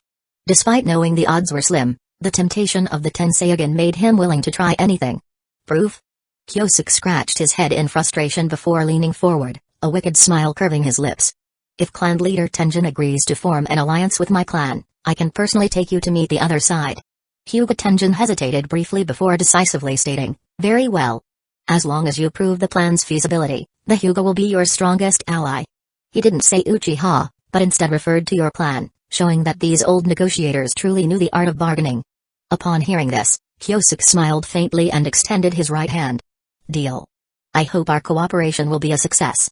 In the northern part of the Land of Fire, Ma Uchiha, leading elite ninjas, had been staying in the area for a long time. Based on the map provided by their master, she had searched thoroughly and finally discovered a starry, radiant space-time barrier in a certain cave.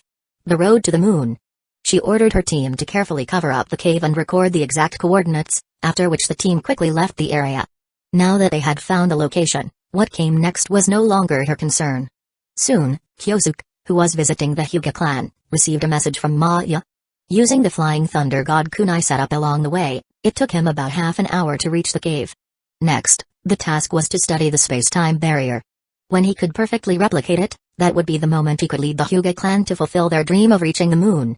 Chapter 49, Kyosuke. First time for the next half-month, Kyosuke stayed at the Hyuga clan, eating and drinking freely. While casually wandering around, he secretly researched the space-time barrier left by Otsutsuki Hamura. This was a long-range teleportation array. He couldn't destroy and rebuild it, but he could make minor adjustments to it. For example, he added a restriction so that only with his permission could the passage to the moon be opened. This way, he could use it to coerce Hyuga Tenjin. If they wanted the Tenseigan, they had to remember their cooperation with him. With the Flying Thunder God technique as a foundation, Kyosuke didn't take long to complete the modification. Simply put, it was like installing a router. The main work still relied on the space-time barrier set up by Otsutsuki. He ordered his subordinates to hide the cave. He didn't want anyone to know about the passage. At least not until he could cross star systems. The moon base's existence should stay hidden. Once Hyuga Tenjin succeeded in obtaining Otsutsuki's body, he would permanently close the passage. If the family ran into problems in the future, he could secretly move the clan members and make the moon base the Uchiha's stronghold. At that point, no one would be able to threaten the safety of the Uchiha clan. For now, though, he needed to show the Hyuga clan the existence of the Otsutsuki. He went to the clan leader's study and briefly mentioned the opening of the passage. Upon hearing this, Hyuga Tenjin's expression immediately brightened, feeling the excitement of soon facing history. Oh, by the way. Kyosuke smiled faintly and reminded him. The people on the moon are very likely not to be friendly. I understand. Hyuga Tenjin nodded. He knew that their actions were essentially an invasion. They were even coveting their bodies, so it would be strange if they acted friendly. Looking at the thoughtful young man, Hyuga Tenjin had many questions he wanted answered. But without asking, he already knew the boy wouldn't tell him the truth. For historic matters, Kyosuke could always use ancient texts to deflect. As for the space-time barrier, he could say it was accidentally triggered during practice. Who could argue with that? A man who didn't understand space-time ninjutsu could hardly challenge it. Knowing he wouldn't get any answers, Hyuga Tenjin was too lazy to ask further. Now, it seemed like the young man's story was likely true. If there were any deceit or malice, the Hyuga clan would immediately march north and Uchiha would face a three-pronged attack, leading to their destruction. Both sides had their concerns, and this was the key to unlocking long-term cooperation. After Kyosuke left, Hyuga Tenjin immediately gathered his trusted subordinates to form a team of elite jonin. Combining the Otsutsuki bloodline was said to be simple, but the actual process of awakening the eyes was definitely not that easy. Exploration was one aspect, but Hyuga Tenjin needed to find enough materials. Living on the moon meant that the Otsutsuki clan hadn't undergone many major changes, so there must be invaluable knowledge hidden there. In pursuit of the legendary Tenseigan, Hyuga Tenjin was determined to tread paths he should not have. Whether it would bring fortune or disaster, no one could know yet. Soon, 5 trusted jonin assembled, with the leader being an elite Hyuga. Together with Kyosuke and Tenjin, 7 members gathered in the clan's forbidden area. "This will do," Hyuga Tenjin explained. "No one is allowed to approach this area without my order. It's the perfect place to set up your space-time barrier." "Got it." Kyosuke nodded and began hand seals. A black net of mystical symbols spread out beneath his feet. After staring at it for a while, Hyuga Tenjin reluctantly shook his head, realizing he had no aptitude for space-time ninjutsu. "Maybe we should let Yaoi try it." Yaoi Hyuga, the most outstanding talent of the current generation. Uchiha and Senju clans had produced exceptional people, and Hyuga clan was no different. Her understanding was powerful, able to restore powerful techniques that had long been lost from the clan's ancient records. Space-time techniques were mysterious, but Tenjin had confidence in his disciple. If everyone learned this technique, wouldn't he be controlled by others? Every time he wanted to go to the moon, he would need to ask Kyosuke Uchiha for help. Over time, they would be in debt to him forever. Such is the nature of great favors turning into deep resentment. After about 2 minutes, Kyosuke finally completed the router setup. With the Flying Thunder God barrier, the group could now teleport into the original passage and travel the 400,000 kilometers to the moon. "Are you ready?" Kyosuke asked the others. In truth, he was also a bit anxious. The plot of Naruto reaching the moon was still about 70 to 80 years away, and who knew what the moon was like? According to the memories of Otsutsuki Tonarai, it was likely a time of civil war among the Otsutsuki clan. As a human from Earth, rushing in might have unpredictable consequences. But for the sake of the larger battle, Kyosuke had no choice but to take the risk. Of course, what happened to those people didn't really matter to him. The Otsutsuki clan attacking the ninja world? That would be even more interesting. It was always just Senju and Uchiha fighting each other, even he was getting bored. Anyway, there were enough crises on Earth. Did the moon really need to be involved too? Kyosuke completed the hand seals, and the space-time barrier immediately lit up. A breeze blew, and the Hyuga clan's forbidden area was no longer visible. Kyosuke had completed his first moon landing operation. On the moon's surface, it was as barren as it appeared. Standing at the entrance of the teleportation array, Kyosuke couldn't help but sigh, never imagining he'd have a day where he could land on the moon. Through a short teleportation journey, the group arrived at the Otsutsuki clan's palace. Unlike later times, the Otsutsuki clan was still alive here. As the entry point to Earth, it was tightly guarded. As soon as they appeared, their presence was immediately detected. Seeing this, Hyuga Kenji immediately took action, easily eliminating a few guards. Hyuga Kenji, Tenjin's direct subordinate, an elite jonin, and someone likely to reach the peak of power in the future. Sigh. Kyosuke sighed softly, withdrawing his gaze. Not far away, Hyuga Tenjin's eyes lit up, he finally fully believed Kyosuke's words. He took out the sealing scroll and sealed the 3 corpses of the Otsutsuki clan. After finishing this, the strongest, Tenjin, immediately activated his Byakugan and began inspecting the Otsutsuki palace. He found that the enemy's strength seemed very weak. Although they had strong chakra, their control was inadequate. What did this mean? It meant that the moon's Otsutsuki clan hadn't seriously developed ninjutsu. Their fighting style still lingered in the poor state of centuries ago. I found it. Chapter 50, The Otsutsuki Appearance. Otsutsuki Sujito was very angry. Extremely angry. In the past 2 years, the rebel forces had grown stronger, and many of his clan members had expressed the need to punish Earth. As the clan leader, Sujito was determined to fight to the end in order to protect the will of the ancestors. Earth had not yet reached the point of no return, and as overseers, the Otsutsuki clan needed to show enough patience toward the ninja world. He believed that peace would come one day. But before he could come up with a solution, he received word that suspected Earthlings had broken into the palace and were killing his clansmen. In just 10 minutes, several of his people had already died, and the intruders were heading toward the data vault. The data vault? Sujito's furrowed brow loosened slightly. He knew that was a dead end. Once someone entered, they wouldn't come out alive. After thinking for a moment, he decisively issued the order, seal the information. We must not let the rebel forces obtain it. If they found out, they would definitely spread the news, convincing hesitant clan members to join the campaign to conquer Earth. Clan leader. One of his subordinates hesitated for a moment before gritting his teeth and saying, "The invaders are very strong. Our people are no match for them." Humphrey, if they weren't strong, they wouldn't have made it to the moon. Sujito gritted his teeth and decided to use one of the clan's most powerful secrets. The puppet army created by the ancestors. With them, casualties could be minimized. No matter how strong the enemy was, they could be worn down. The only problem was that currently, no one in the clan knew how to manufacture these puppets. Though numerous, their numbers were finite, and they couldn't be replenished. I hope we can take those bastards down quickly. As to why Sujito didn't go himself, the reason was simple. He was too weak. The clan had been living off its past glory by the time it reached his generation. If he were even a little more competent, the rebel forces would have already been completely wiped out. After receiving the order from the clan leader, his subordinates were preparing to leave when suddenly, another person rushed in a panic. "It's bad." The young master, Otsutsuki's Darren, the only heir to the clan, was supposed to be the next leader. His strength and spirit far surpassed his father's. Upon hearing of the invaders from Earth, he immediately led his loyal followers to eliminate them. But as expected, he was no match for the Hyuga clan. Before he could even introduce himself, he was struck in the chest, sealing his chakra point with a single finger. In the end, he died from the uncontrollable chakra eruption inside his body. Crash. Sujito shattered his favorite cup and overturned the desk in front of him. His eyes were filled with uncontrollable rage. Earthlings are insatiable. One day, they will destroy everything. This was the rebel forces' declaration, which he had once scoffed at. But now, he strangely understood its meaning.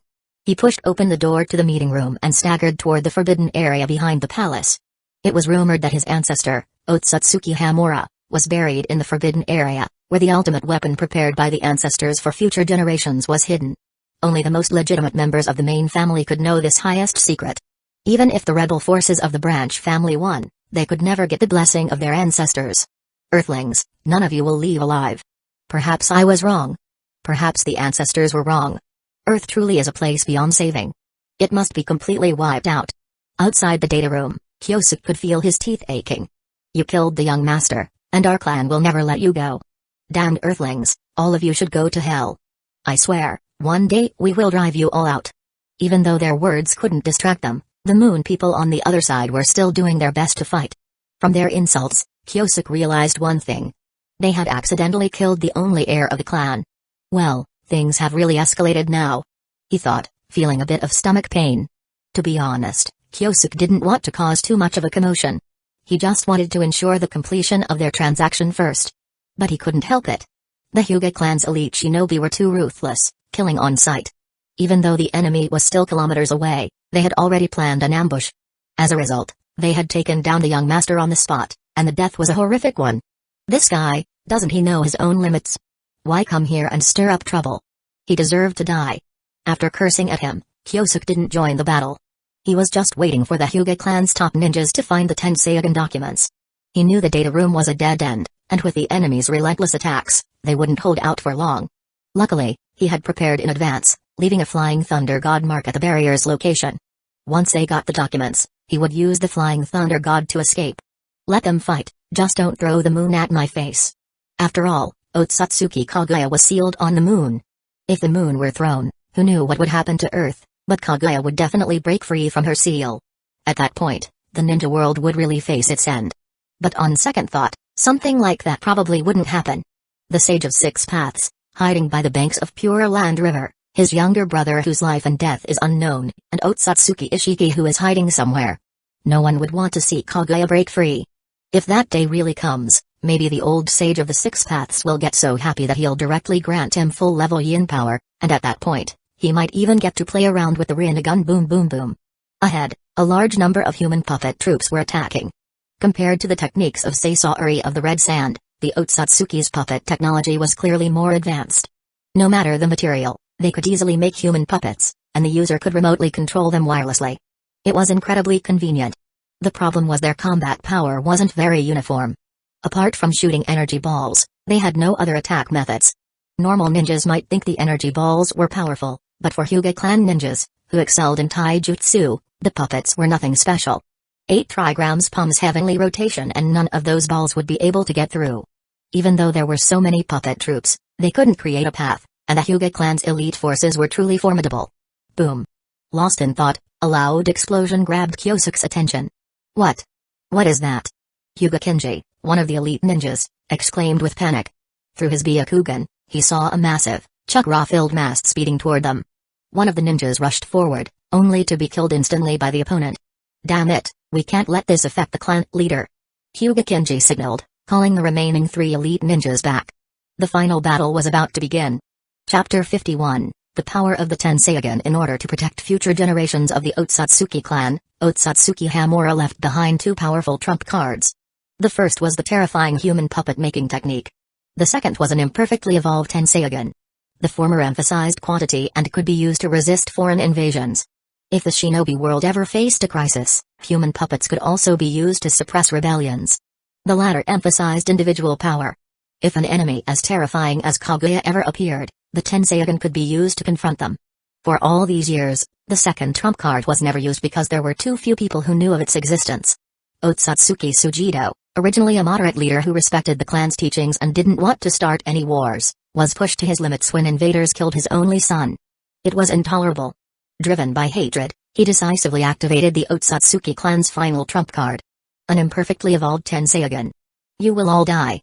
The chakra constantly expanding within him made Tsujido feel as though he might explode. To avoid dying from chakra overload, he could only release the energy within his body. Ha! He opened his mouth and roared. A terrifying green chakra sphere formed in front of him. The surrounding walls cracked under the pressure of the terrifying wave. This damn bastard. Hyuga Kenji, who witnessed the entire process through his Byakugan, knew that this would be a devastating attack. While silently gathering his chakra, he marveled at the power of the Tenseigan. What he didn't realize was that these eyes were only in their initial embryonic stage.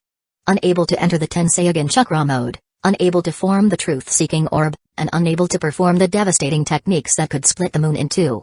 Apart from enhancing his chakra, Otsutsuki Tsujido could only use the basic abilities of attraction and repulsion. Even so, for an average elite Jonin, his power was already overwhelmingly strong. Buzz. The massive chakra sphere whizzed toward them, destroying everything in its path. Even Kyosuke felt the unusual disturbance. What the hell is that? Kyosuke took a deep breath, momentarily thinking it was a tailed beast bomb being launched at him. Then he quickly realized that there could be no tailed beast on the moon. Even the 10 tails, now just a shell, couldn't mobilize chakra anymore. That green energy. No way, do they already have a Tenseigan? He finally guessed the source of the problem. Kyosuke quickly prepared to flee. Opening the Tenseigan chakra mode would make its user a 6th level warrior. At this point in time, they would be strong enough to dominate the entire ninja world. Without breaking a sweat, just using the chakra orb could easily annihilate a large number of clan leaders. Step back a bit. Hyuga Kenji said as he assumed a gentle fist stance, exuding a terrifying aura. Gentle Fist, 8 trigrams Mountain Crusher. The users of Gentle Fist could freely control the chakra points of their body, meaning they had exceptional control over chakra. The 8 trigrams Mountain Crusher was a technique that condensed chakra to create a force far beyond what it could normally produce. Although his chakra was no match for the enemies, by striking with precision, he was able to destroy the incoming green sphere. Boom! A loud explosion echoed, shaking the entire palace. In the blink of an eye, Otsutsuki Tsujido broke through the fog and appeared in front of the 2 of them. The surge in his power gave him a false sense of dominance. You will all die here today. Tsujido's voice was filled with hatred. On the opposite side, Hyuga Kenji braced himself, knowing that the enemy's strength was on par with the clan leaders. Definitely a formidable opponent. Kyosuke, on the other hand, appeared puzzled. The enemy's strength was overwhelming? On the contrary, the man's power didn't match his status as a Tenseigan user.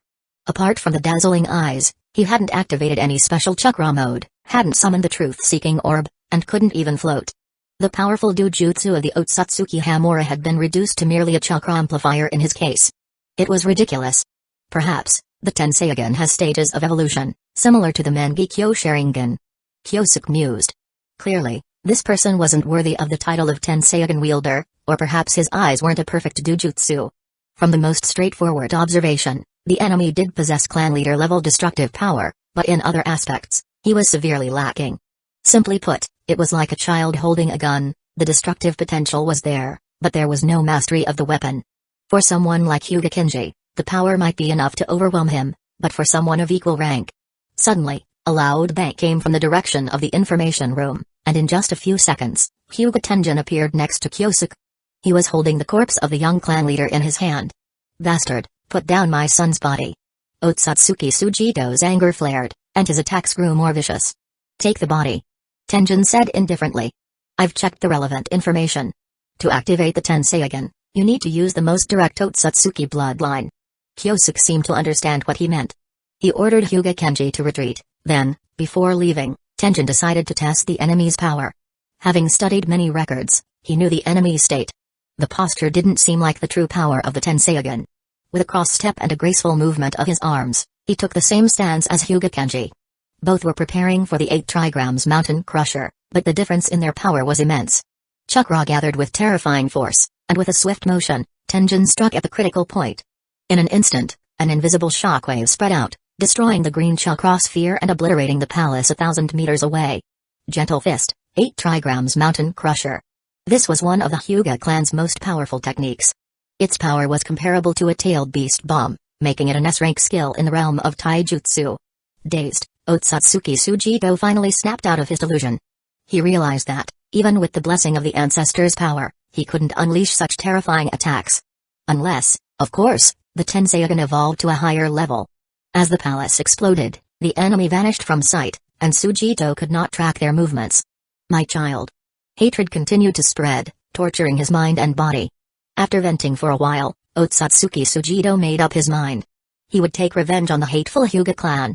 But first, he needed to cultivate the evolved state of the Tenseigan. As he thought about it, Sujito's gaze fell on the bodies of the Otsutsuki clan members being carried over. They were dead Hyuga clan members. "Wait. One day, I will find you all." Chapter 52, The Container for the Otsutsuki Cells. The Shinobi World, the forbidden ground behind the Hyuga clan's ancestral mountain. "I think." Hyuga Kenji swayed his dizzy head, feeling the urge to vomit. "Your space-time ninjutsu needs some improvement. Long-distance teleportation feels like riding a boat, with a swaying sensation that can make some people feel nauseous or even vomit. Poor Hyuga Kenji, who would never be able to master the simplest space-time ninjutsu even in 10 lifetimes. Thank you for your hard work." Hyuga Tenjin spoke, sincerely thanking Kyosuke. The young man from the Uchiha clan would never have guessed that the key to awakening the Tenseigan would lie on the moon. Now that they had acquired the body of the Otsutsuki clan's head, with some time for experimentation, Hyuga could create a powerful expert beyond the clan leader level. His own abilities had already plateaued, with little room for further development. Such a precious bloodline shouldn't be wasted on him. Moreover, Hyuga Tenjin had agreed to the alliance request from the Uchiha clan and didn't have time to slowly cultivate the eye. But his son was different. He was young and had immense potential for growth. As long as the transplant succeeded, he would definitely gain that legendary ultimate power. Thinking about this, he couldn't hold back his excitement. "Give me a few days. I'll make the arrangements, and then we can depart immediately. Please feel free, Tenjin clan leader," Kyosuke said, understanding, and left.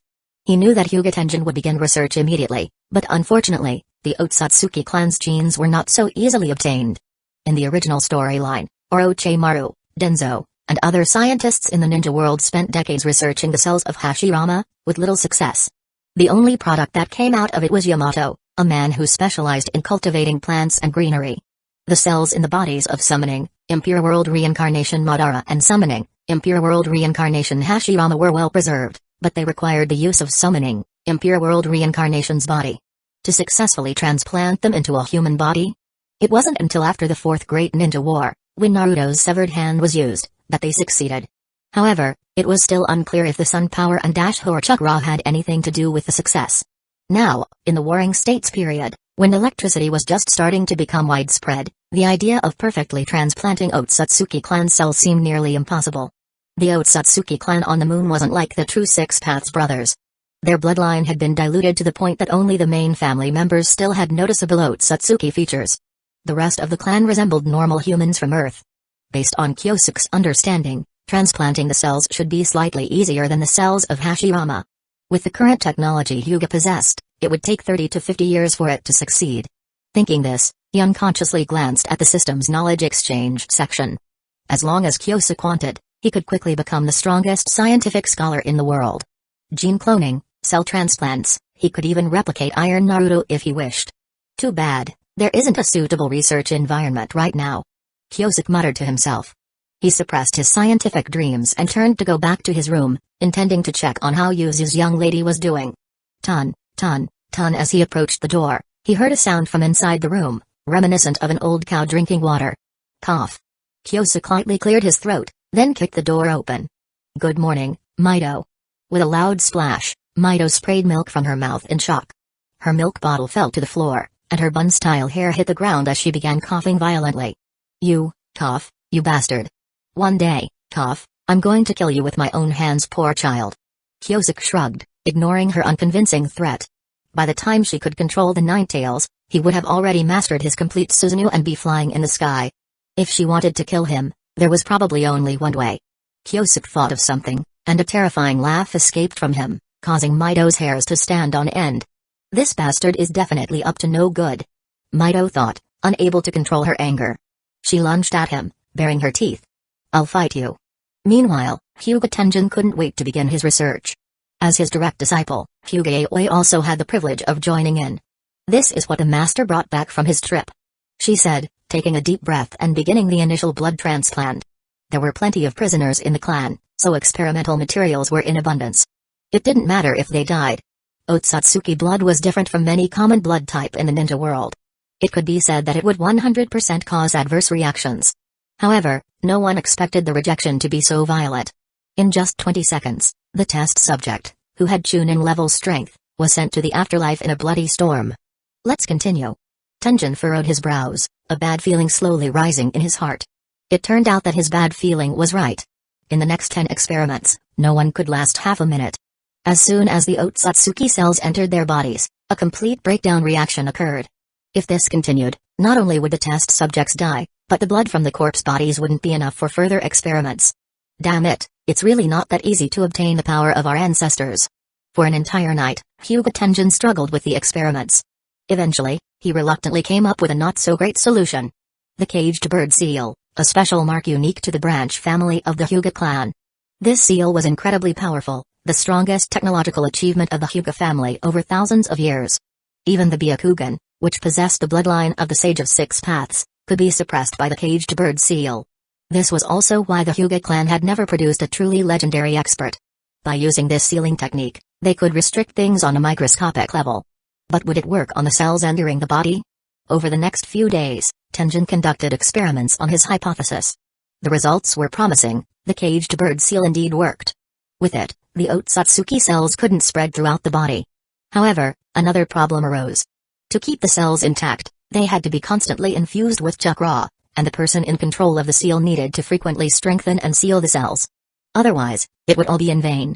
In this age of technological scarcity, there was no way to preserve a corpse for a long period of time. To preserve the Otsutsuki cells and chakra, they needed to use a living person as a container. Furthermore, this person had to be particularly loyal, someone who was willing to sacrifice everything for the main family. After much thought, Hyuga Tenjin finally reached out to his most talented disciple. Yaoi, I have an important task for you. The confused Hyuga Yaoi thought her master was just asking her to help, unaware of the pain this special task would bring her. Ah! That night, in the back mountains forbidden area, Hyuga Yaoi's screams echoed. Chapter 53, 3 My rules aren't the rules. When Kyosuke saw Hyuga Yaoi again, the young girl was already wrapped in bandages, becoming somewhat silent and withdrawn. Perhaps noticing his concerns, Hyuga Tenjin calmly explained. Yaoi will be coming with us. She needs more opportunities to gain experience. While that was the explanation, Kyosuke couldn't shake the feeling that something was being concealed. Looking at the girl's appearance, he couldn't help but silently criticize. Now even Denzo has become the target of cosplay. At this moment, Hyuga Yaoi looked almost like a second version of Denzo, especially her right eye, which was hidden behind bandages. Wait a minute. Her right eye. Kyosuke's eyelid twitched but quickly masked his thoughts. Hyuga Tenjin and the others didn't notice any changes in him, but Uzumaki Mido, who was nearby, subtly sensed something was off. Why does he keep secretly observing people? Recalling the mysterious disappearance of everyone earlier, Mido suddenly understood something. I see, no wonder he was able to get Hyuga Tenjin to come out of seclusion. To stop her father, he actually chose to marry into the Hyuga family. Her lips unconsciously pouted, and Mito couldn't figure out why she was so angry. Humphrey, it must be because of that bastard, Mito tried to justify herself. Confirming the existence of the Tenseigan and even assisting the Hyuga in achieving their moon mission, Kyosuke had clearly exceeded the expectations of their agreement. Now it was the Hyuga's turn to fulfill their part. Given the current situation, Hyuga Tenjin didn't bring many forces with him. Dealing with Uzumaki Ashina alone was enough. The rest of the issues would be handled by the Uchiha clan.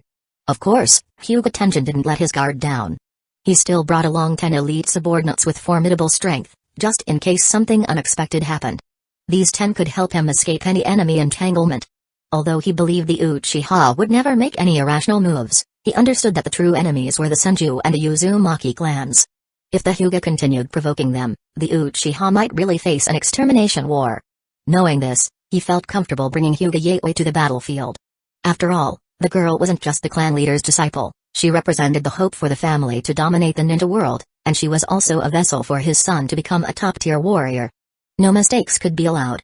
Once we get to the battlefield, I ask you, General Kyosuke, to take good care of Yaoi. Hyuga Tenjin suddenly spoke up.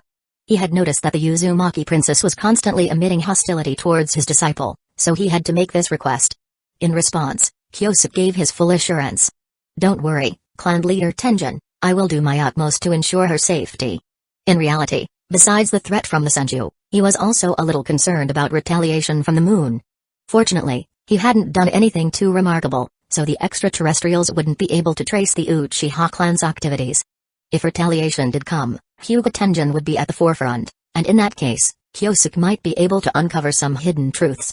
For example, the Sage of Six Paths hiding in the Pure Land, or Otsutsuki Ishiki, who was currently unknown, meditating somewhere. Kyosuke even suspected that the ancestor from the moon might not have fully died yet. Sigh, all these troublesome figures. Kyosuke sighed quietly. His actions once again caused Mito to misunderstand. What's with you? They're asking you to protect their disciple, not make you a son-in-law. Look at you, acting so useless. Mito couldn't help but complain. What? Kyosuke was stunned. How did she even get to the topic of son-in-laws? Oh right, Mito probably miscalculated his leverage, thinking that he had gained Hyuga Tenjin's support through marriage. Thinking it over, it was a pretty clever way to think, but unfortunately, she was underestimating herself. Stop overthinking, or you won't get any food tonight. Kyosuke threatened sternly. Usually, their interactions were like this. Teasing and scaring each other. But he wasn't serious enough to actually let Mito go hungry. What was meant to be a casual remark, however, seemed to strike a chord with Mito this time. She glanced at the silent bandaged girl and the visibly impatient Kyosuke. Mito struggled to hold back her tears, which began to fall uncontrollably. She didn't even know what was causing the deep sadness in her heart. The speaker may have meant nothing by it, but for the listener, it struck a nerve. Her soft voice didn't go unnoticed by the perceptive Tenjin, who was always alert. Hyuga Tenjin, who was leading the group, suddenly smiled lightly and said, Princess Mito's suggestion is very good. Yaoi is about the same age as you, it's indeed a good idea to grow closer. His reasoning was simple, if his disciple and Kyosuke became a couple, he knew Kyosuke would never let his lover suffer from the torment of the Otsutsuki cells. At that point, the Hyuga would have a direct channel to the world on the moon. Like Kyosuke, Hyuga Tenjin also had his eyes on the land there. Although many areas seemed barren, there were still plenty of habitable regions. Compared to the Hyuga's current domain, the moon was vast beyond measure. Using the moon as a base to watch the turmoil and conflict of the ninja world would be the most ideal path for the Hyuga family's development. Kyosuke had considered it, so it was no surprise that less informed Hyuga Tenjin would feel the same. With that in mind, he almost wished he could marry them off right away. However, that was simply a wishful thought on his part. But that was okay. Yaoi was beautiful, gifted, and talented. Spending more time with her would surely make Kyosuke fall for her. If it all worked out, Hyuga Tenjin might even release his disciple from the caged bird seal. Forget about the so-called rules, the real value of that seal was to be broken. For example, the union of Naruto and Hinata in the future.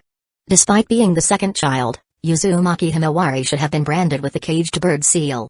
But in the end, who in the Hyuga family dared to bring up this issue? Were they looking for death? To preserve the family tradition, Hayashi Hyuga even allowed Hinata to take the Uzumaki surname. Originally, regardless of gender, the person should have joined the Hyuga family. But when it came to Naruto, known as the seventh Hokage, the strongest in the ninja world, and the child of prophecy, virtually all traditions were abandoned. This shows that even the Hyuga family's rules weren't as unbreakable as they seemed. Ha ha ha, Kyosuke laughed awkwardly in response to Tenjin's obvious hint. In truth, both of them understood that this was just a joke. An Uchiha-Hyuga union? Its significance was far beyond a mere marriage. It symbolized the positions of two great clans. After a brief laugh, everyone chose not to focus on it anymore.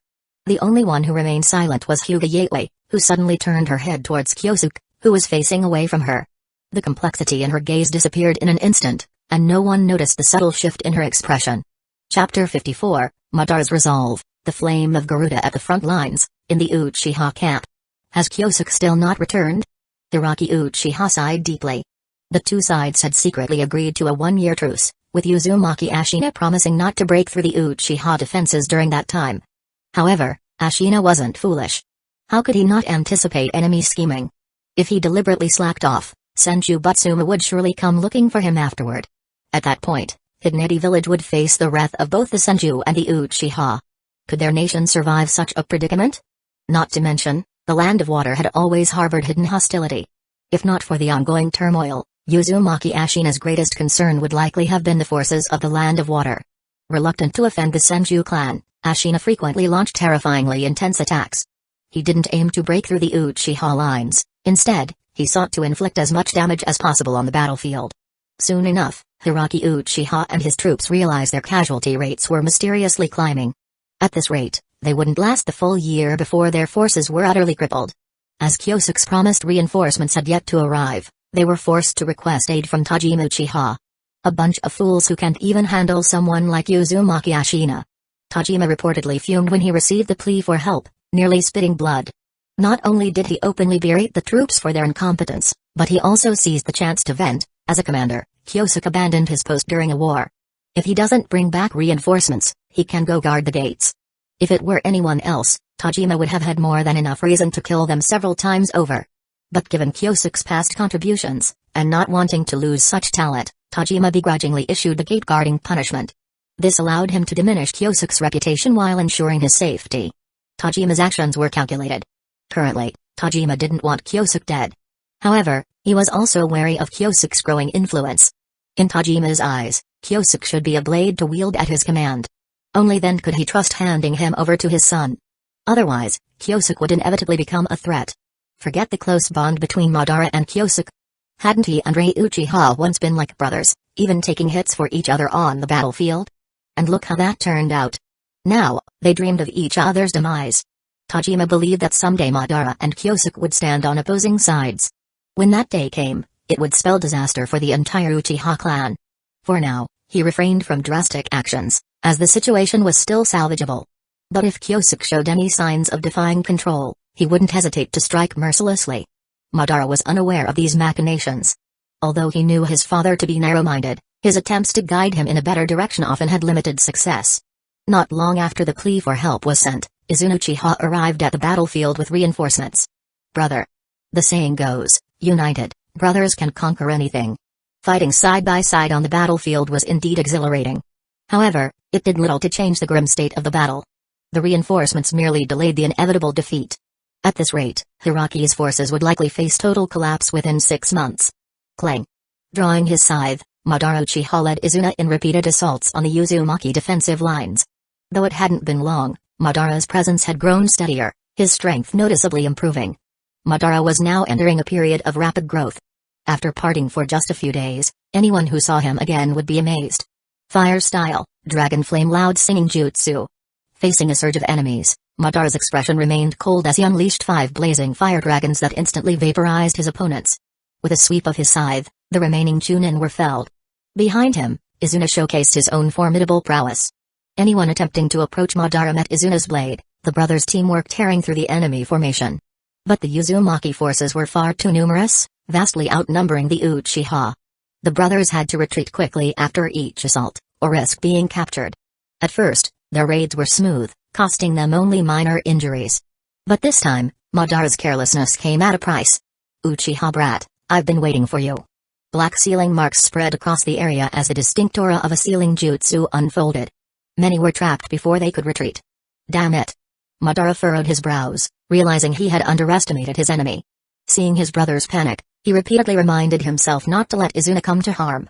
As masters of fire style, the Uchiha had naturally developed S-rank fire style jutsu over the centuries. However, such techniques were rarely used due to their difficulty and lack of decisive advantage in skilled combat. Rather than waste chakra, many opted for B or C rank jutsu to create opportunities. But to break through the enemy's barrier, Madara needed the most destructive single-point attack. Even if it meant risking his body, he decided to try. After 20 seals, Madara's chakra transformed, fiery energy gathering in his mouth. Though the jutsu had yet to be released, the surrounding temperature soared. Even Izuna, closest to him, instinctively stepped back. Don't underestimate Madara Uchiha. With a roar, Madara unleashed the S-rank forbidden jutsu. The Flame of Garuda. The golden flaming bird, born of intense fire chakra, blinded everyone upon its appearance. It was so intense that looking directly at it felt like one's eyes would burn. With wings of fire, the divine bird crashed into the barrier, shattering the seemingly impenetrable seal. And it didn't stop there. When the caster tried to escape, the bird pursued and detonated its fiery energy. Boom. Using this forbidden Uchiha fire jutsu, Madara obliterated the Uzumaki ambush squad's plans. Accept your deaths with dignity, scum. Madara taunted, his stance unsteady but his arrogance undiminished. Though the powerful attack defeated the ambush squad, it also drew the attention of hidden enemies. Izuna, go ahead. I'll cover you. Despite the severe burns near his mouth, Madara prepared to fight again. Brother. At that moment, an unusual kunai landed nearby. Seeing it, the brothers' stern expressions finally softened. That bastard finally showed up. Chapter 55, The Method to Create Truth-Seeking Orbs Ninja Art, 8 trigrams vacuum palm. A terrifying gentle fist technique instantly cleared a wide path. In the blink of an eye, a few figures appeared in front of the brothers. Yo, you two are still alive. Kyosuke greeted with a cheerful smile. Upon hearing this, Izuna habitually started bantering. After all, with his big brother present, he wasn't afraid of Kyosuke retaliating against him. As for Madara, his gaze was fixed on Tenjin Hyuga. His instincts told him that this man possessed extraordinarily powerful abilities. You're impressive. Tenjin Hyuga remarked as he stared directly at the two brothers, his eyes full of admiration. He had long heard about the emergence of 3 exceptional talents in the Uchiha clan. Kyosuke had already amazed him, even leading him to believe that no peer ninja could surpass him unless someone awakened the Tensei again. But upon arriving at the battlefield, he witnessed the stunning spectacle of the Garuda flame explosion with his own eyes. If I'm not mistaken, the young leader of the Uchiha is only 11 years old. Truly remarkable. Retracting his gaze, he turned to glance at his disciple beside him. With these eyes, the Hyuga clan could finally produce a peerless genius of their own. That day shouldn't be far away. Take them to get treated. Tenjin Hyuga instructed, then turned his focus toward his target. He had heard countless tales of Ashina Uzumaki, a master of sealing techniques and a contender for the title of the strongest in the shinobi world. For someone who prided himself on invincibility, Tenjin Hyuga couldn't miss this opportunity to meet such a figure. Since I've come to the battlefield, I should pay my respects to the Uzumaki clan, he said before leading his clan members away. With the perceptive powers of the Byakugan, Ashina Uzumaki had no way of avoiding him. We should head back, Kyosuke said as he grabbed the hands of the brothers and performed the Flying Thunder God technique. As they crossed into the zone between the two clans' battlefronts, Kyosuke had already spread word of the Hyuga clan's arrival, ensuring no friendly fire occurred. The formidable Tenjin Hyuga's temperament made him charge straight to duel the enemy commander, leaving Kyosuke, a small fry by comparison, out of the confrontation. Battles between clan leaders could kill you with just the energy shock waves. Besides, Kyosuke truly feared Ashina Uzumaki's mastery of sealing techniques. If the man somehow countered his Flying Thunder God technique, things could turn grim. The Flying Thunder God isn't omnipotent. Powerful sealing techniques can even nullify kami. I must stay vigilant, Kyosuke reminded himself. Points, 8,596. Glancing at his accumulated points, Kyosuke realized he hadn't focused much on gathering points during his recent travels. Though not a large amount, it was enough to exchange for a jutsu he had been eyeing. Shadow Clone Technique, a B-rank jutsu developed by Dobirama Senju. It creates physical clones of the user that can act independently and retain their own consciousness. These clones are highly durable and, upon dispelling, return their memories and experiences to the user. During the Battle of the Final Valley, Naruto's shadow clones withstood Sasuke's Chidori without breaking. Aside from wood clones, no other clone techniques in the ninja world could rival this one. Shadow clones are invaluable for reconnaissance, training, and infiltration. Even better, the clones can use most of the user's jutsu, including those derived from Kekkei Genkai. Combined with the Flying Thunder God technique, the Shadow Clone technique would drastically enhance Kyosuke's safety. When it came to training, Naruto had compressed 2 years' worth of chakra nature transformation training into just a few days.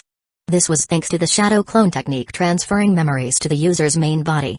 If Kyosuke came to ascend to 6 paths level power in the future, Shadow Clones could save him an enormous amount of time. At the very least, they could help him develop the truth-seeking orbs. To create truth-seeking orbs, one needs to fully master the 5 basic chakra natures as well as yin and yang chakra. For most people, this would take lifetimes. Fully developing just one chakra nature can elevate someone to the level of an elite Jonin or even a Kage. Mastering all chakra natures, even prodigies would need decades, if not centuries, to achieve it. But with the Shadow Clone technique, Kyosuke could compress time proportionately. If mastering a single chakra nature usually took 80 years, 80 clones could accomplish the same feat in just 1 year. Including yin and yang chakra, Kyosuke would need only 7 years to master them all. With truth-seeking orbs in hand, no opponent below 6 paths level would be a threat to him. However, such progress required near-tail beast levels of recovery.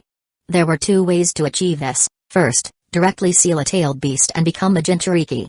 Second, exchange for a sage body and gain the regenerative buff. Neither of these paths is easy. Kyosuke sighed.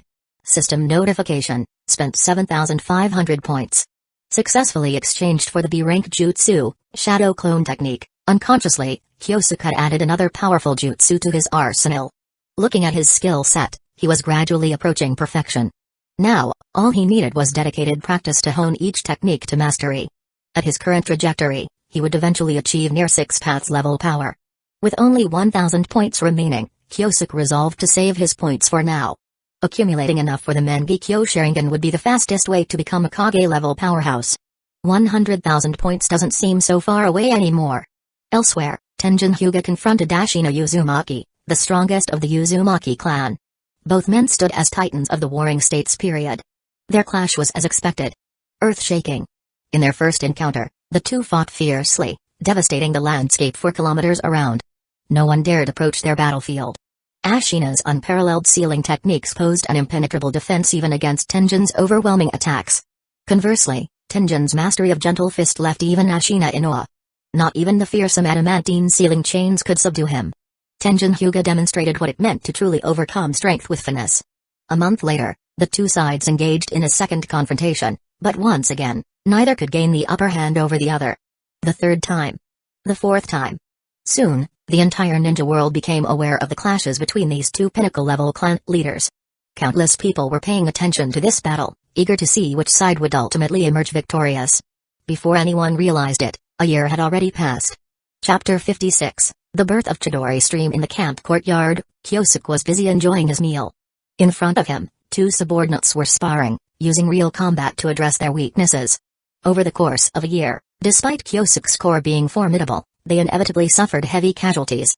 Currently, the core had 168 members, with dozens having perished. Considering how difficult it was to train subordinates, 6 months ago, Kyosuke decided to implement intensive elite training during their free time. He used his resources to maximize the growth of his soldiers. Strength is the foundation of survival. After 6 months of rigorous training, the entire corps had made significant progress. Chidori Squad focused on further developing their lightning-style techniques. By stimulating cell activity, they increased their movement speed. Body Flicker Squad was made up of those who couldn't learn Chidori. They specialized in Kyosuke's teleportation jutsu and sword art, achieving speeds comparable to Chidori users while compensating for killing power with their sword techniques.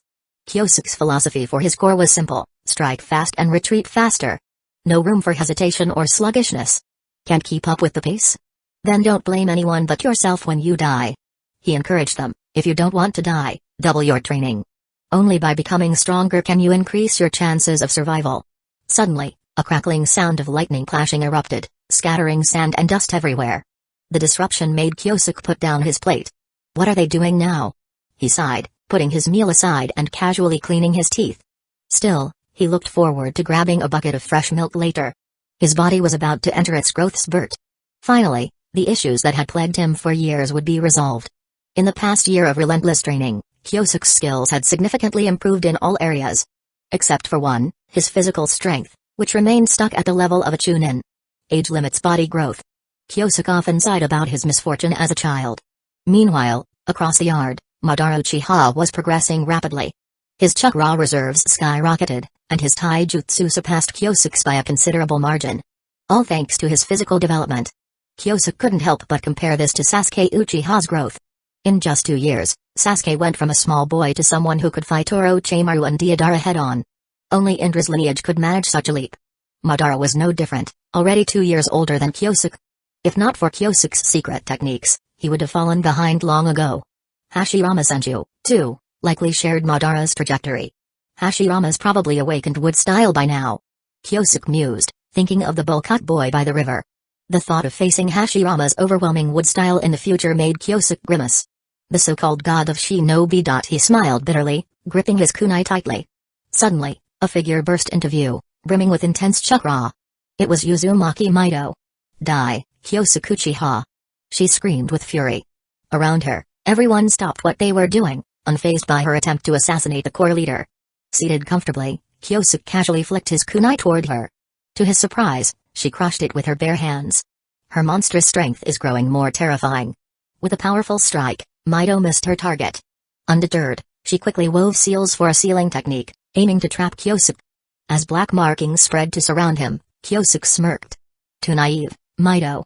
With a flash of electricity enveloping him, Kyosuke unleashed Chidori Flow.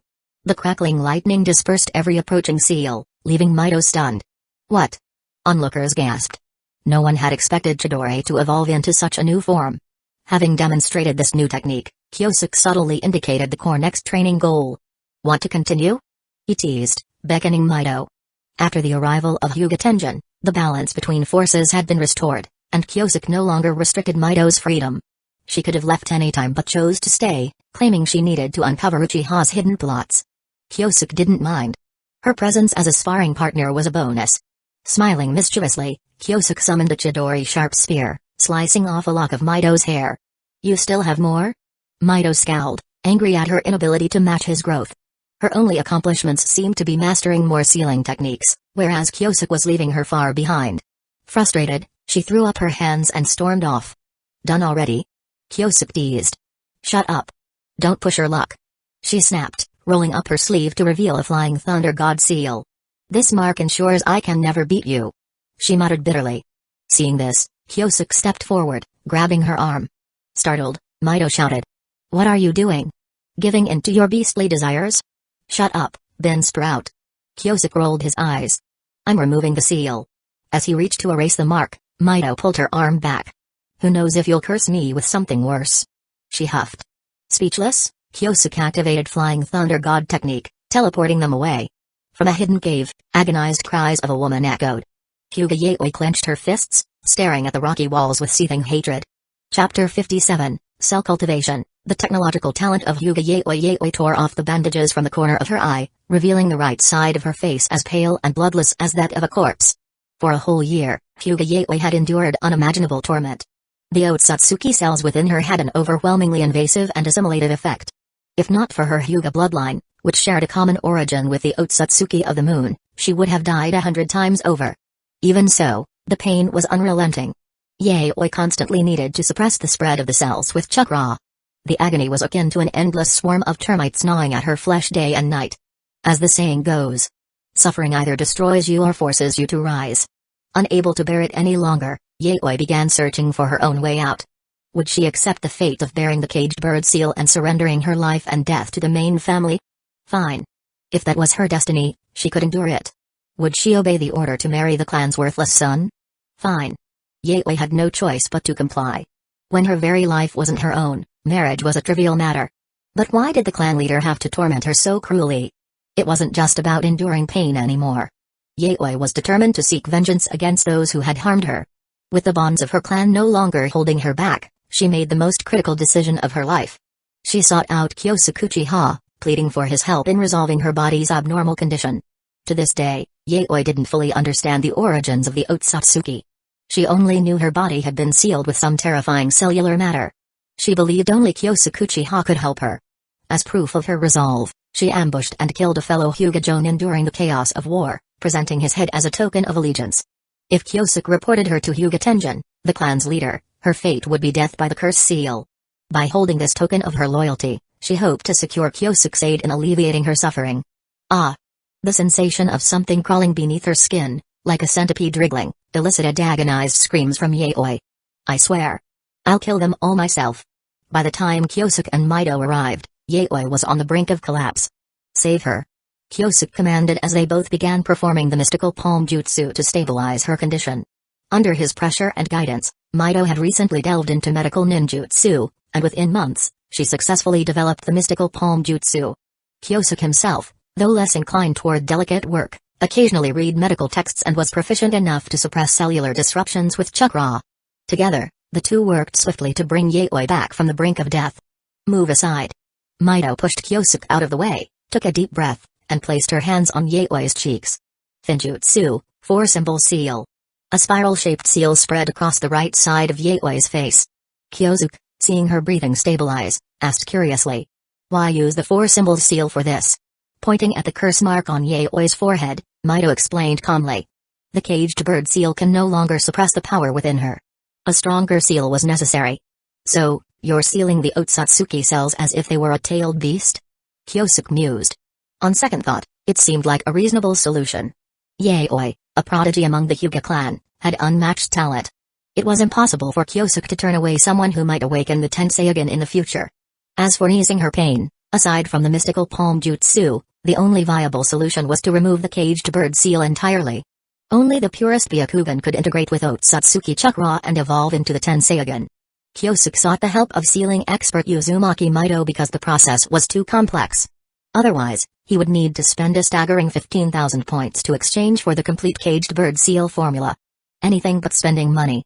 Kyosuke muttered to himself. The Hyuga clan's centuries-old techniques weren't something Mido, still a girl, could unravel. Even if Uzumaki Ashina himself were present, it would take decades of research to comprehend the seal's secrets. If it were so easy to break, the Hyuga clan would have been destroyed long ago. The caged bird seal ensured that the branch family, forever oppressed, couldn't rebel against the main family. The lack of such incidents was simple, no one had yet figured out how to break the seal.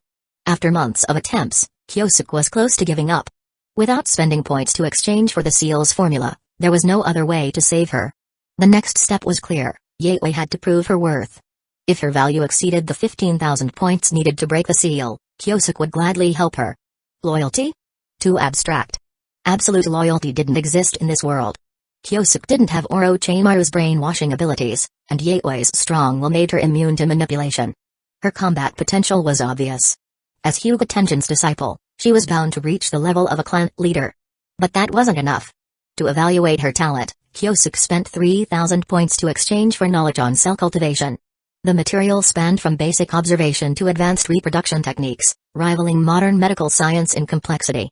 Kyosuke didn't lack combat-oriented allies, he needed skilled experts in fields like sealing and biological sciences. He gave Yaoi 2 years to master the basics of cell cultivation.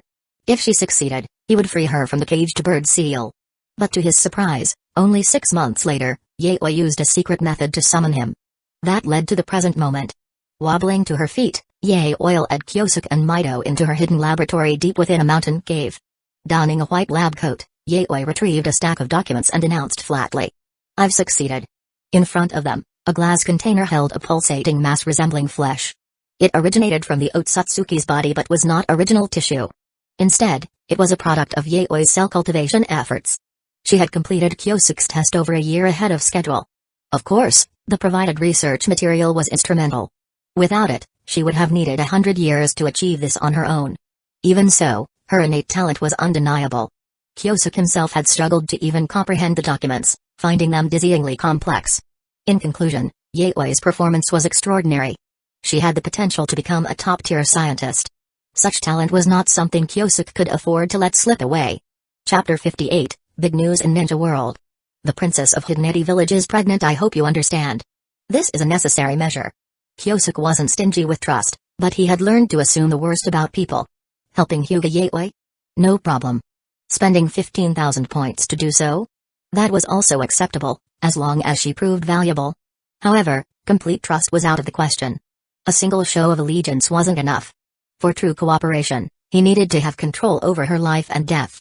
In just 3 days, Kyosuke fully absorbed the knowledge of the caged bird seal and successfully helped Yaoi remove her curse.